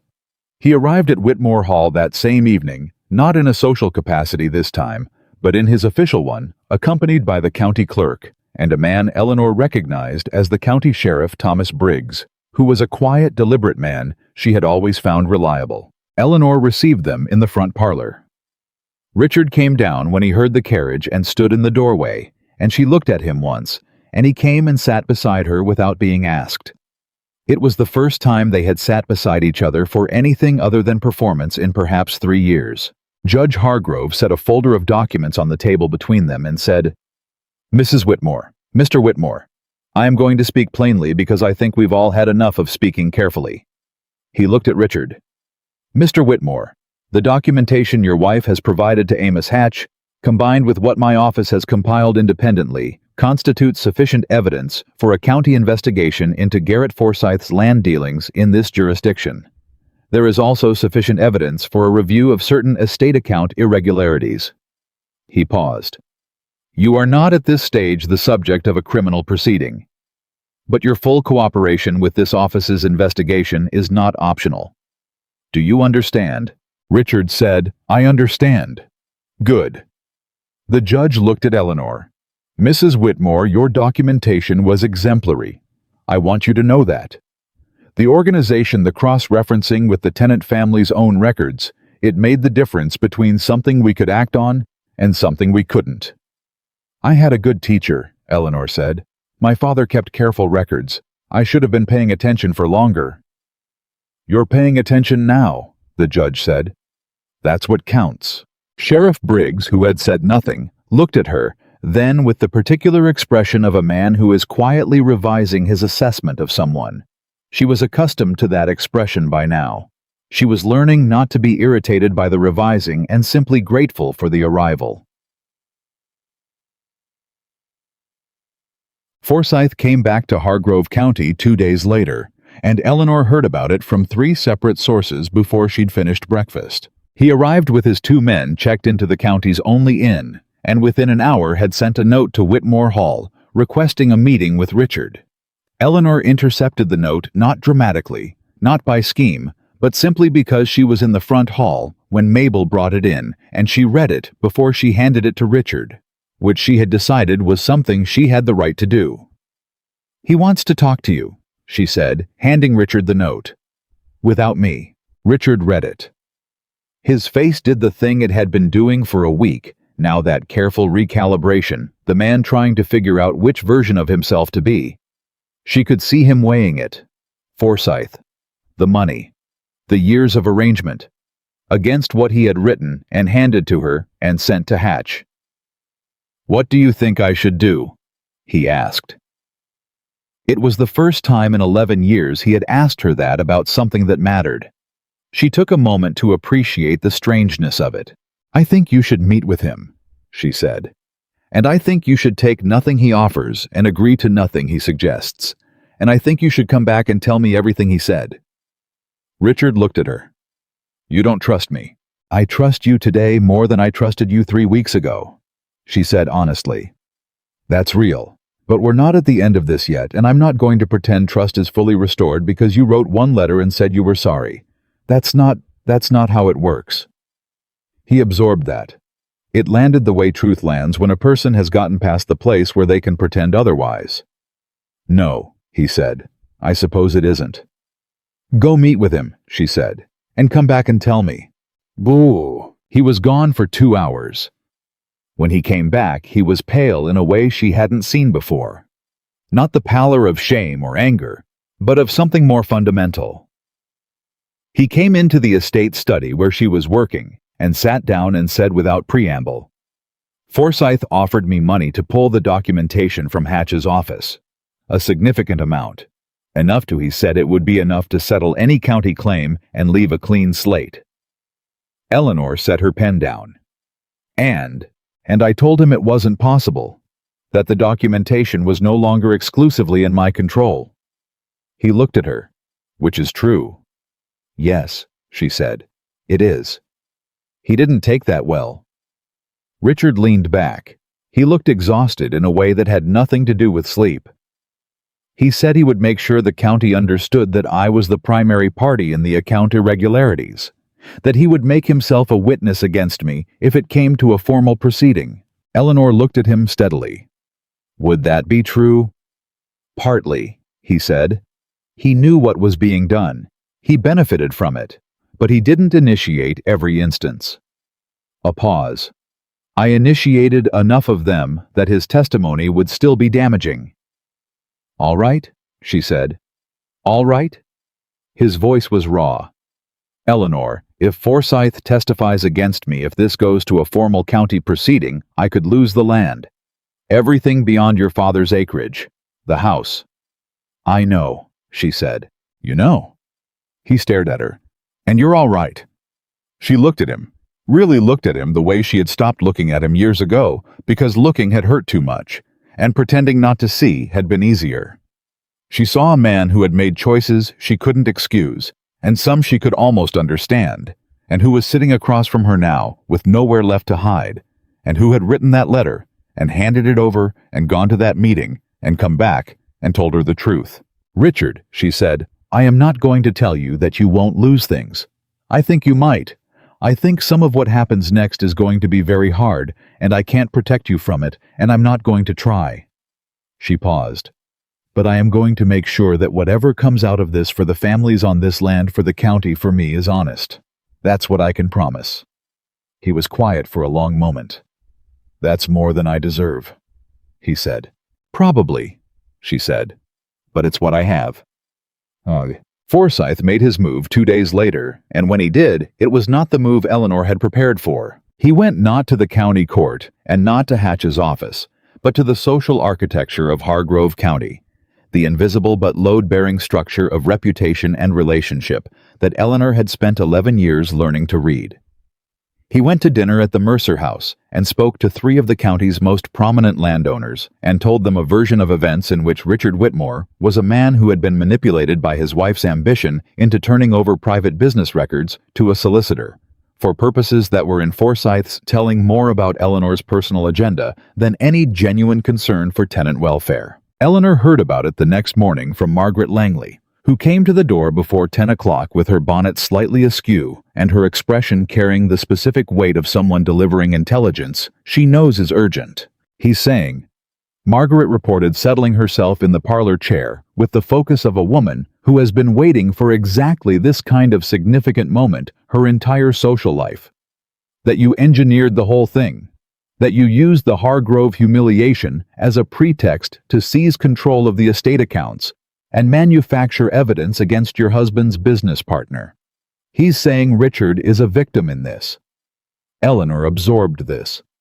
And what are people saying? Margaret looked at her directly. Some believe him.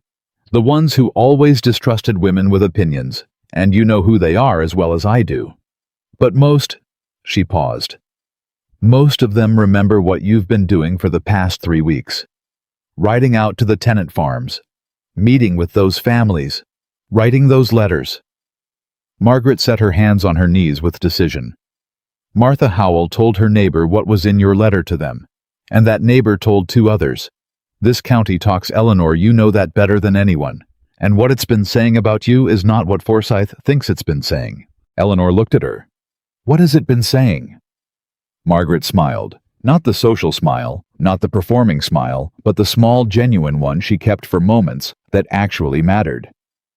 It's been saying that Eleanor Whitmore is her father's daughter, and that George Fairfax was the finest man this county ever produced.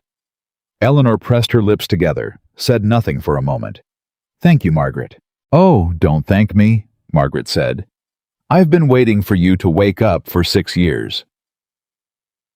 The formal county hearing on the Forsyth matter was scheduled for the end of the month.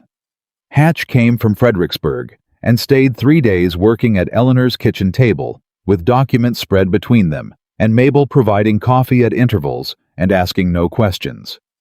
William Caldwell came each of those 3 days, sometimes with information from his contacts, sometimes simply to sit at the edge of the room and be present in the steady, undemonstrative way that she had come to understand was simply the way he was. On the second evening, after Hatch had gone to his room and the house was quiet, William stayed. They sat in the sitting room.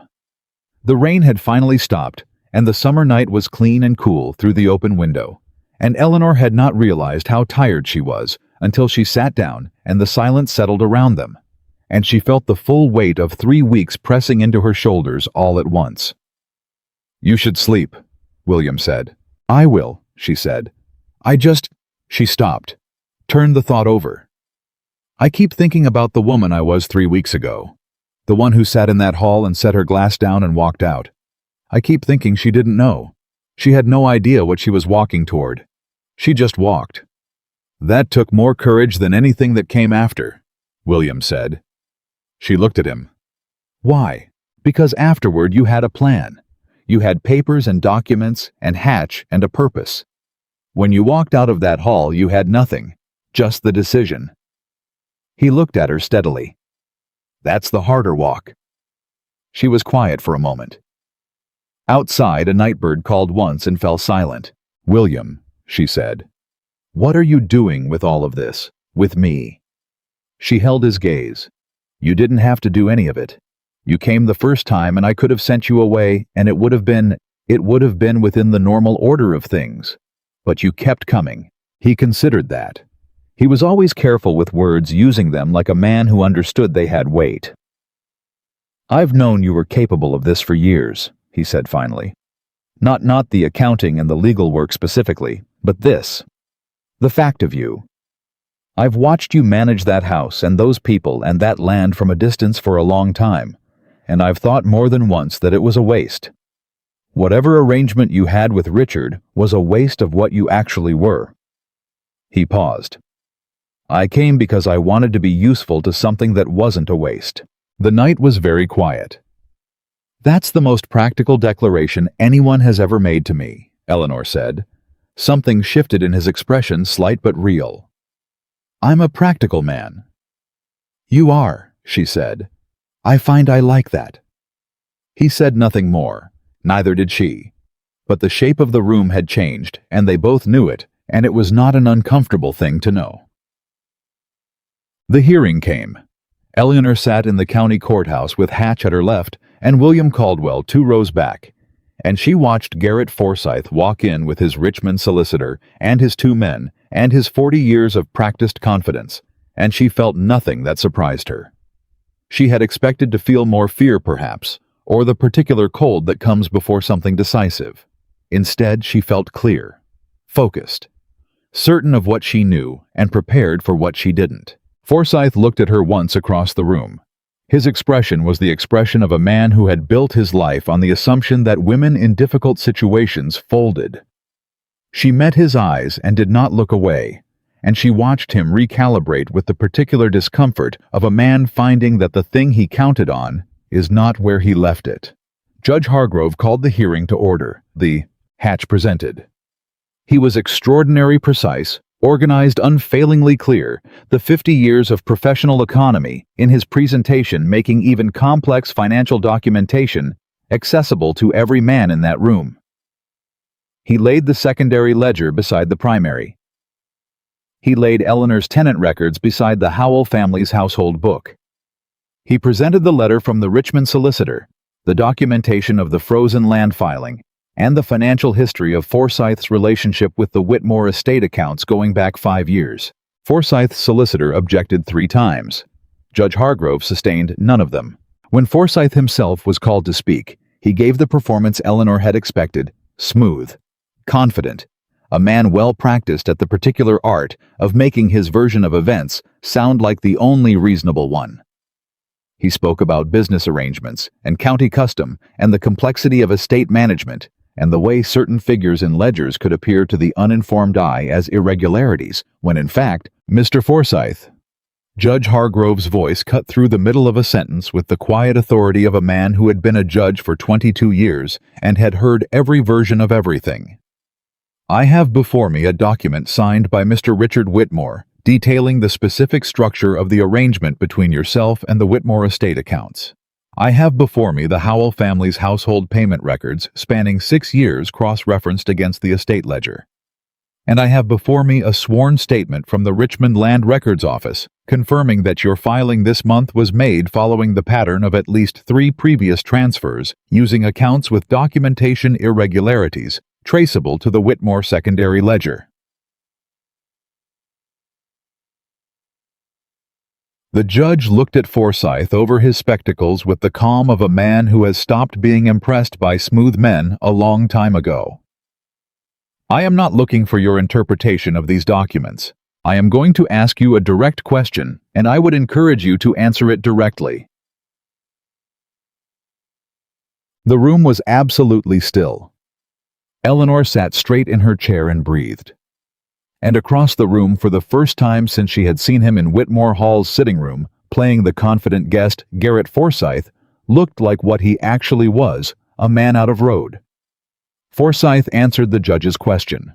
Not all of it. Not cleanly. He answered the way men answer when they understand the room has turned, and the only remaining calculation is how much to give up in order to keep what they can. He admitted to the structure of the arrangement. He admitted to the land filings.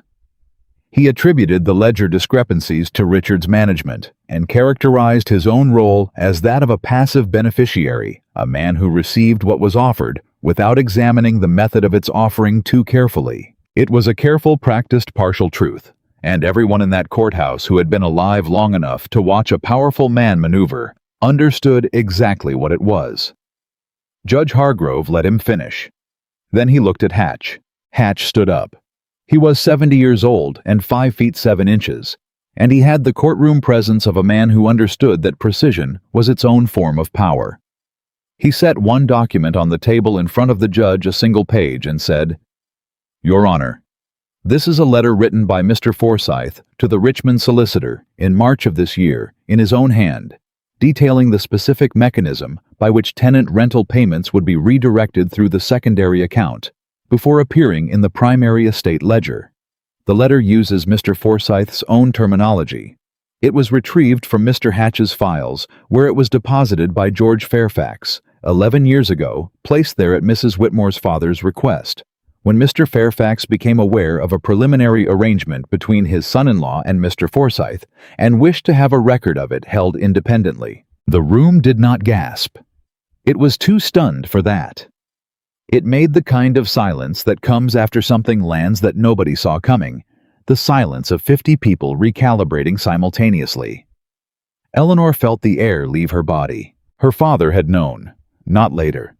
Not after. Before.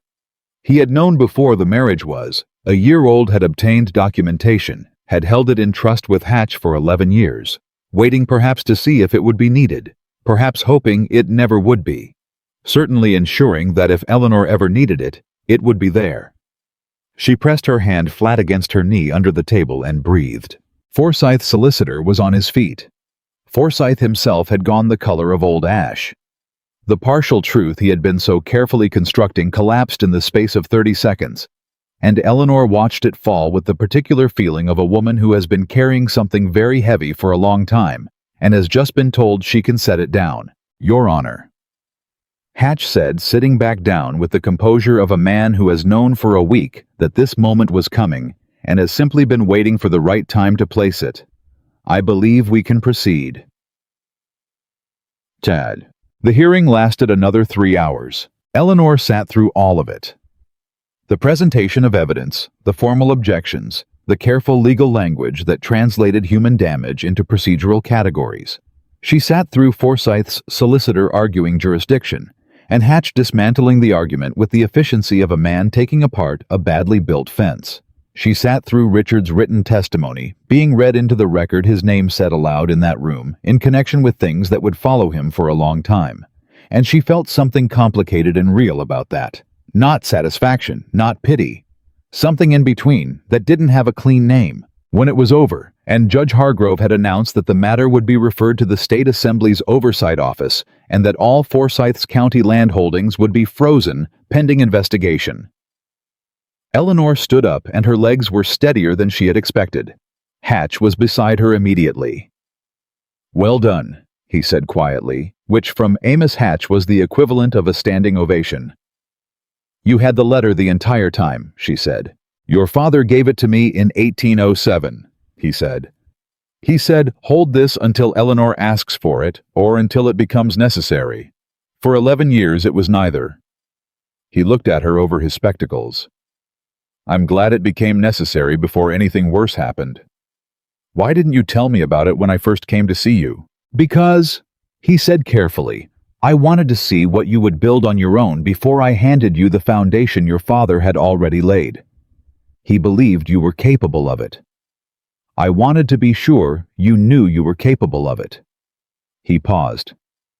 You needed to know that before you knew about the letter. Otherwise, you might always have wondered. Eleanor looked at him for a long moment. You are a very deliberate man, Mr. Hatch. Your father was a very deliberate man, he said. I learned from the best.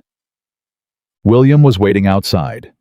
He had sat through the hearing 2 rows back, and she had been aware of him.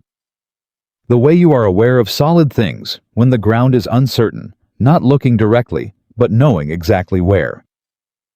When she came out, and he fell into step beside her, she did not speak for a while, and neither did he. And the summer air was clean after the closed room, and the formal language, and the weight of everything. He had the letter, she said finally. Hatch, my father. She told him.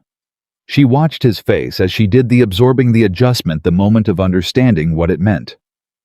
George Fairfax, he said softly. 11 years. He knew I might need it. He didn't tell me because he didn't want me to feel protected, or watched over, or managed. She paused. He wanted me to find my own way to the place where I could use it. William was quiet for a beat. He trusted you to get there. He did. Her voice was steady. I wish it hadn't taken me quite so long to trust myself. You got there, William said. Simple, final. The way he said things that were meant to close a door gently, rather than leave it banging. She looked at him. The summer afternoon was long and golden, and the fields beyond the courthouse road ran green all the way to the ridge, and she thought, I have lived in this county for 11 years, and I am only now standing in this particular afternoon, beginning to feel like it belongs to me. Not the house, not the arrangement, the land, the people, the weight and the worth of it, and the, come to supper tonight, she said. You and whoever you'd like to bring. I want to eat a meal in that house that isn't about strategy. He looked at her. The slight shift in his face that she had learned to read as warmth expressed by a man who expressed warmth carefully. I'll be there, he said. She went back to Whitmore Hall alone. Richard was in the front parlor when she arrived. He had not come to the hearing she had not asked him to, and he had not offered, and there had been an understanding between them that his written testimony was his contribution, and his presence would have complicated the room in ways that served no one. He looked up when she came in, and she could see he had been sitting there for hours, which was its own kind of answer about what the day had been for him. It's done, she said. Forsyth. Referred to state oversight. Holdings frozen.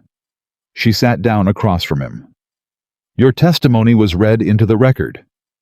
He absorbed that. And it was what it was, she said. You told the truth. That matters. It doesn't erase what came before it, but it matters. He looked at his hands. What happens to me now? I don't know exactly, she said. Hatch believes that your cooperation and the fact that you came forward voluntarily documented voluntarily gives you some standing when the Oversight Office makes its determinations. You may lose the eastern parcels permanently. You may face a civil proceeding from the county. You won't know the full shape of it for months. And us. He said it without drama, without performance. Just a man asking the question that was left when everything else had been stripped away. Eleanor looked at him. She had thought about this for days, what she would say when the hearing was behind them, and the question was no longer theoretical. She had worked through it the way she had worked through the ledgers carefully, honestly, without letting herself be moved by what she wished were true. I think we both know the answer, she said. I think we've known it for longer than either of us said it out loud. He nodded. One slow nod heavy with the weight of things that were genuinely over. I did love you, he said. Early on. I want you to know that. I know, she said. I loved you too. That's what made all the rest of it. She paused, so costly. Yes, he said. They sat in the quiet of that room for a while. Not the loaded silence of conflict, not the performing silence of a marriage held together by convention, but something simpler and sadder and more honest than either of those things. The silence of two people who had done something together for a long time and were sitting with the full, clear understanding that it was done. I'd like to stay at the hall until the legal proceedings are resolved, Richard said finally. After that I'll go. My cousin in Maryland has offered before. I may take him up on it. That's reasonable, she said. Eleanor. He looked at her. What you did. With the ledgers with Hatch with those families. He stopped. Found it. You're going to be all right. Better than all right. This county is going to know exactly who you are, and you deserve that. It was the most genuine thing he had said to her in years. She accepted it in the spirit it was offered. Thank you, Richard, she said. The restitution process began the following week. Hatch drafted the framework, but Eleanor administered it herself, writing to each of the 4 tenant families sitting at their kitchen tables the way she had sat at the Howells that first morning, going through the figures line by line and explaining what they were owed and how it would be paid, and how the lease agreements would be rewritten going forward. She brought the documents herself. She witnessed the signatures herself. She shook James Howell's hand and watched Martha Howell's eyes go bright with something that was not quite tears, but was the immediate ancestor of them. You didn't have to come yourself? Martha said. Yes, I did, Eleanor said. You kept those records for 6 years on the chance that someone would eventually care about them. The least I can do is look you in the eye when I tell you it mattered. Martha Howell pressed her hand briefly and firmly and said nothing more, but the nothing she said was full. The county watched. The county always watched. That had not changed and would not change, but the quality of the watching had shifted.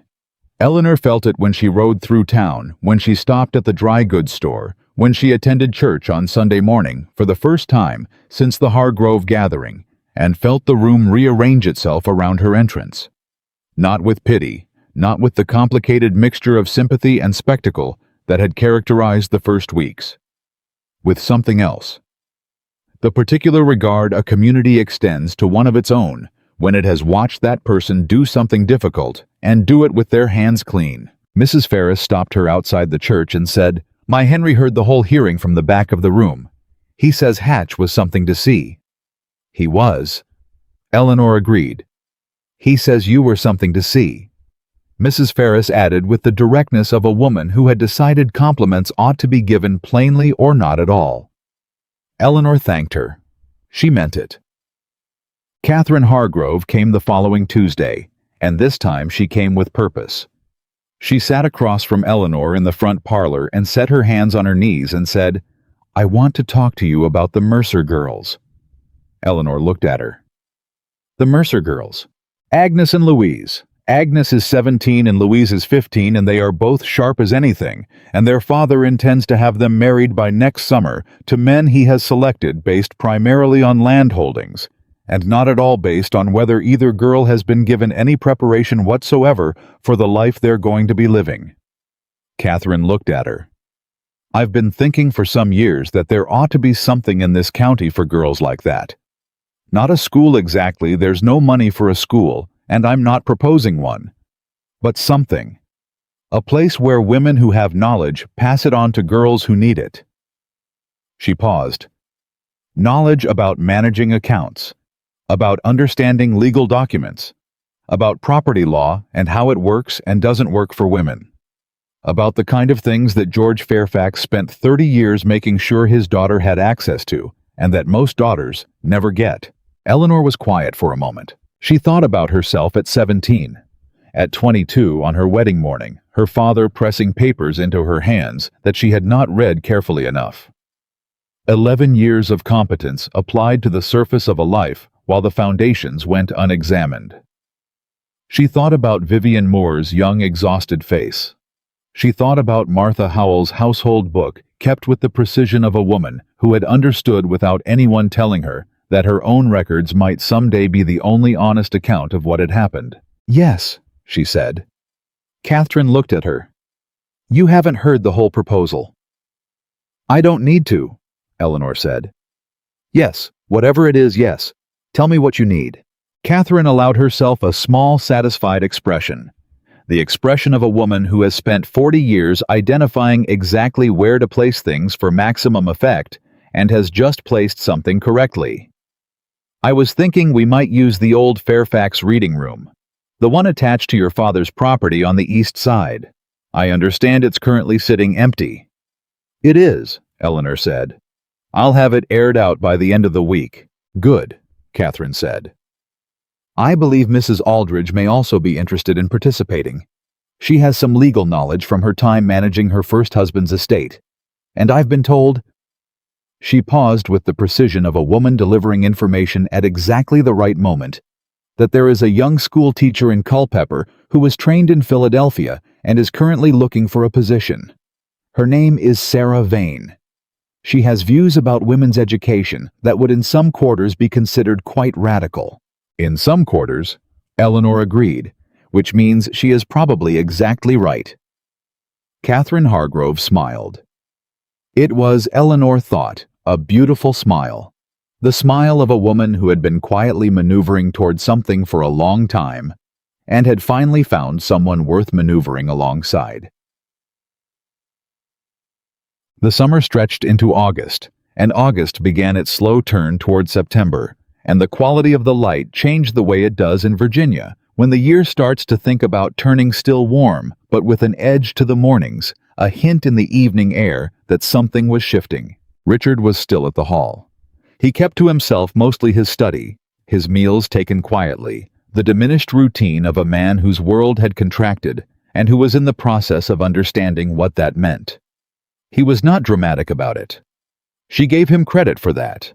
He had lost the performing quality that had always been part of him, the need to fill the room to manage its impression of him, and what remained was quieter, and she thought more genuinely him than anything she had seen in years. It did not change what had happened, but it made the daily reality of sharing a house with him bearable in a way she had not expected. One evening she found him in the estate study, her estate study which he entered now only when the door was open and never without a kind of visible awareness of the threshold. He was looking at the organized shelves, the cleaned ledgers, the clear desk that had been chaos when she first opened this room 6 weeks ago. "You've done something real here," he said.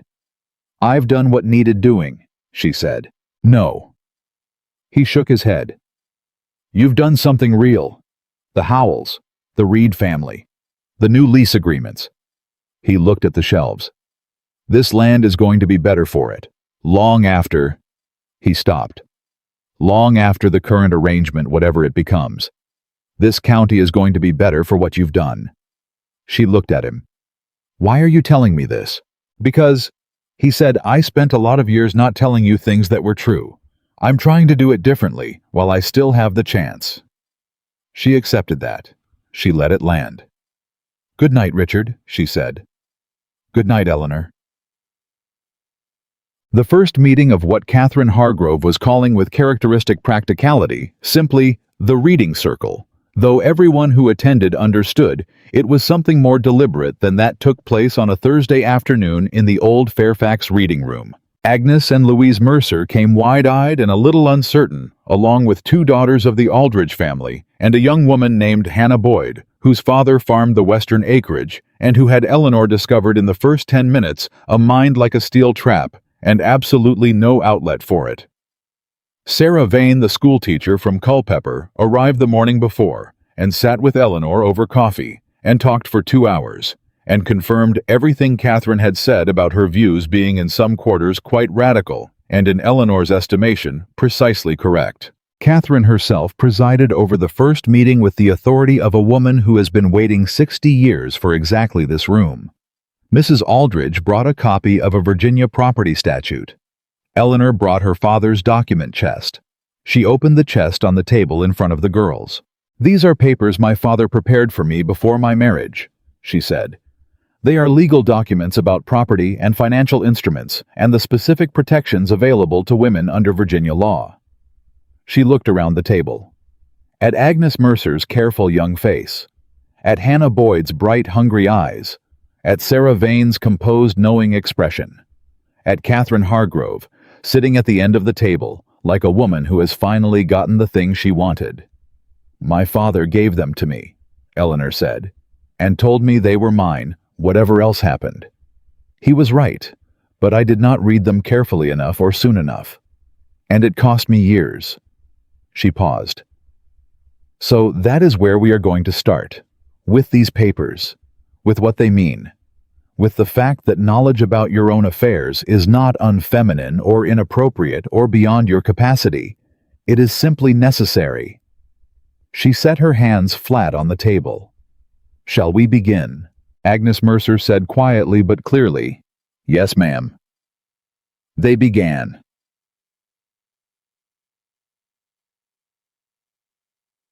The twist that Eleanor had not prepared for came on a Tuesday in September, on a morning when the first real cool of the coming autumn had moved through and the air smelled of turned earth and distant wood smoke, and she was in the yard when William Caldwell rode up with a letter in his hand and an expression she couldn't quite read. "This came to my house by mistake," he said, handing it down from the saddle. "Richmond postmark." She took it, looked at the seal, opened it. It was from the State Assembly Oversight Office. It was addressed to Mrs. Eleanor Whitmore, which was itself notable. Official correspondence of this kind was rarely addressed to wives. It informed her that in the course of the Forsyth investigation, the Oversight Office had determined that certain properties fraudulently transferred from the Whitmore estate holdings over the previous 4 years were subject to full reversal pending completion of the formal proceeding. The eastern parcels, the 40 acres that had been intended for Vivian Moore and which Forsyth had then attempted to seize, were to be returned to the Whitmore estate in their entirety. Furthermore, the Oversight Office had determined that because the original fraudulent arrangement had been made without the knowledge or consent of Mrs. Eleanor Whitmore, who held documented co-interest in the estate property, those parcels were to be recorded specifically in her name, not the estate's name, not Richard's name, her name. She stood in the yard holding the letter and felt something move through her that she could not immediately identify. Not triumph, not relief. Though it was those things too. Something larger. Something that had to do with 40 acres of Virginia soil and her father's careful hands and 11 years of being invisible, and the particular specific irreducible fact that the ground she was standing on was hers. "Well?" William said from the saddle. She looked up at him. Her voice, when she found it, was steady and clear. And something else too, something warm and unguarded that she had been keeping careful for a long time, and had decided on this Tuesday morning in September to stop keeping. "The 40 acres come back to me," she said. "In my name." His face did the thing it did when something mattered, the stillness, then the light moving through it. He dismounted. He came and stood beside her, and looked at the letter, and she let him read it because there was no reason not to. And when he looked up, his eyes held exactly what she had hoped they would not surprise, because he was not a man who was easily surprised by what a woman was capable of, but something like recognition. Like confirmation of a thing he had already believed. "Your father would have liked this morning," he said. "He would have said he told me so," she said. "And he would have been right." William laughed a real laugh, quiet and warm, the kind she had heard very few times, and liked unreasonably much. "Probably," he said. They stood together in the yard, and the letter was in her hand, and the land ran out in every direction around them in the long September light. And it was hers, this piece of it specifically, and legally, and completely hers, and she was not invisible, and she was not managed, and she was not performing a version of herself for anyone's comfort or expectation. "William," she said. "Eleanor," he said, "I'd like to walk the eastern acreage today, to look at it. Now that—" She paused. now that it's mine in the way it should always have been. I know every foot of that ridge, he said. I know you do, she said. That's why I'm asking you. He held out his hand. She took it not delicately, not with the careful management of impression, but the way you take the hand of someone you trust on ground you intend to keep. And they walked. The formal separation agreement between Eleanor and Richard Whitmore was filed with Amos Hatch's office in October, 2 weeks before the first frost. It was not simple legal things rarely were, but it was clean, which was what Eleanor had asked for, and what Hatch, patient and meticulous to the end, had delivered. Richard left for Maryland on a Tuesday morning. He shook Hatch's hand and thanked him for his professionalism. He stood in the front hall of Whitmore Hall with his travel bags around him, and looked at Eleanor for a long moment. You were always capable of this, he said. I think I knew it. I think I was afraid of it. I know, she said. I'm sorry I made you smaller so I could feel larger. She looked at him. The man she had married at 22, the man who had humiliated her in front of 500 people, the man who had written his own complicity down on paper and handed it to her because in the end, whatever else he was, he had not been able to be a coward all the way through. She saw all of it. She held all of it. Take care of yourself, Richard, she said. He nodded. He picked up his bags. He walked out the door of Whitmore Hall for the last time, and his footsteps on the gravel faded, and then he was gone. Eleanor stood in the front hall alone. Mabel appeared in the kitchen doorway and looked at her. All right, ma'am. Yes, Eleanor said, and meant it completely, in a way she had not meant that word in longer than she could remember. I'm all right. She went to the estate study. She sat at the desk. She opened the ledger that she had been keeping herself for 2 months now, clean organized, cross-referenced the kind of ledger her father would have recognized and approved of. She turned to the current page. The reading circle met again on Thursday. Sarah Vane had proposed adding a session on contract law. Hannah Boyd had asked with the particular directness of a girl who has discovered that asking direct questions produces better results than waiting to be told things, whether they might eventually discuss the legal mechanisms by which women could hold property independently in different states, since she had heard Virginia was not the most progressive on the matter, and she was curious about the alternatives. Eleanor had said yes to both without hesitation. The 40 Eastern acres were recorded in her name in the Hargrove County deed register. The Howell family had paid their first quarter's rent under the new lease agreement, and James Howell had come to the door himself to deliver it, which he had never done before, and had stood in the front hall and said simply, "Thank you, Mrs. Whitmore," in the voice of a man who meant a great deal more than those 3 words, but trusted her to understand the rest. She had. She did. The reading circle was growing.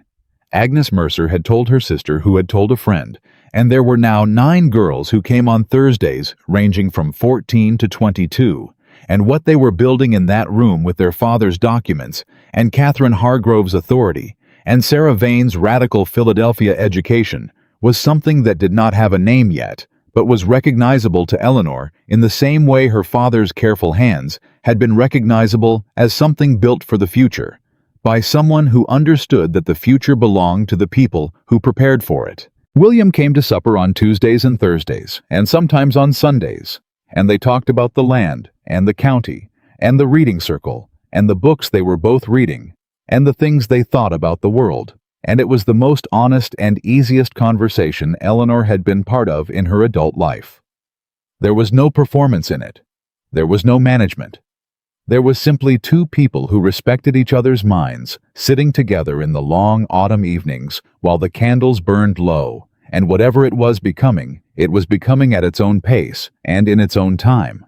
And Eleanor had learned enough about her own nature to understand that she did not need to rush it or define it or make it into something presentable before it was ready.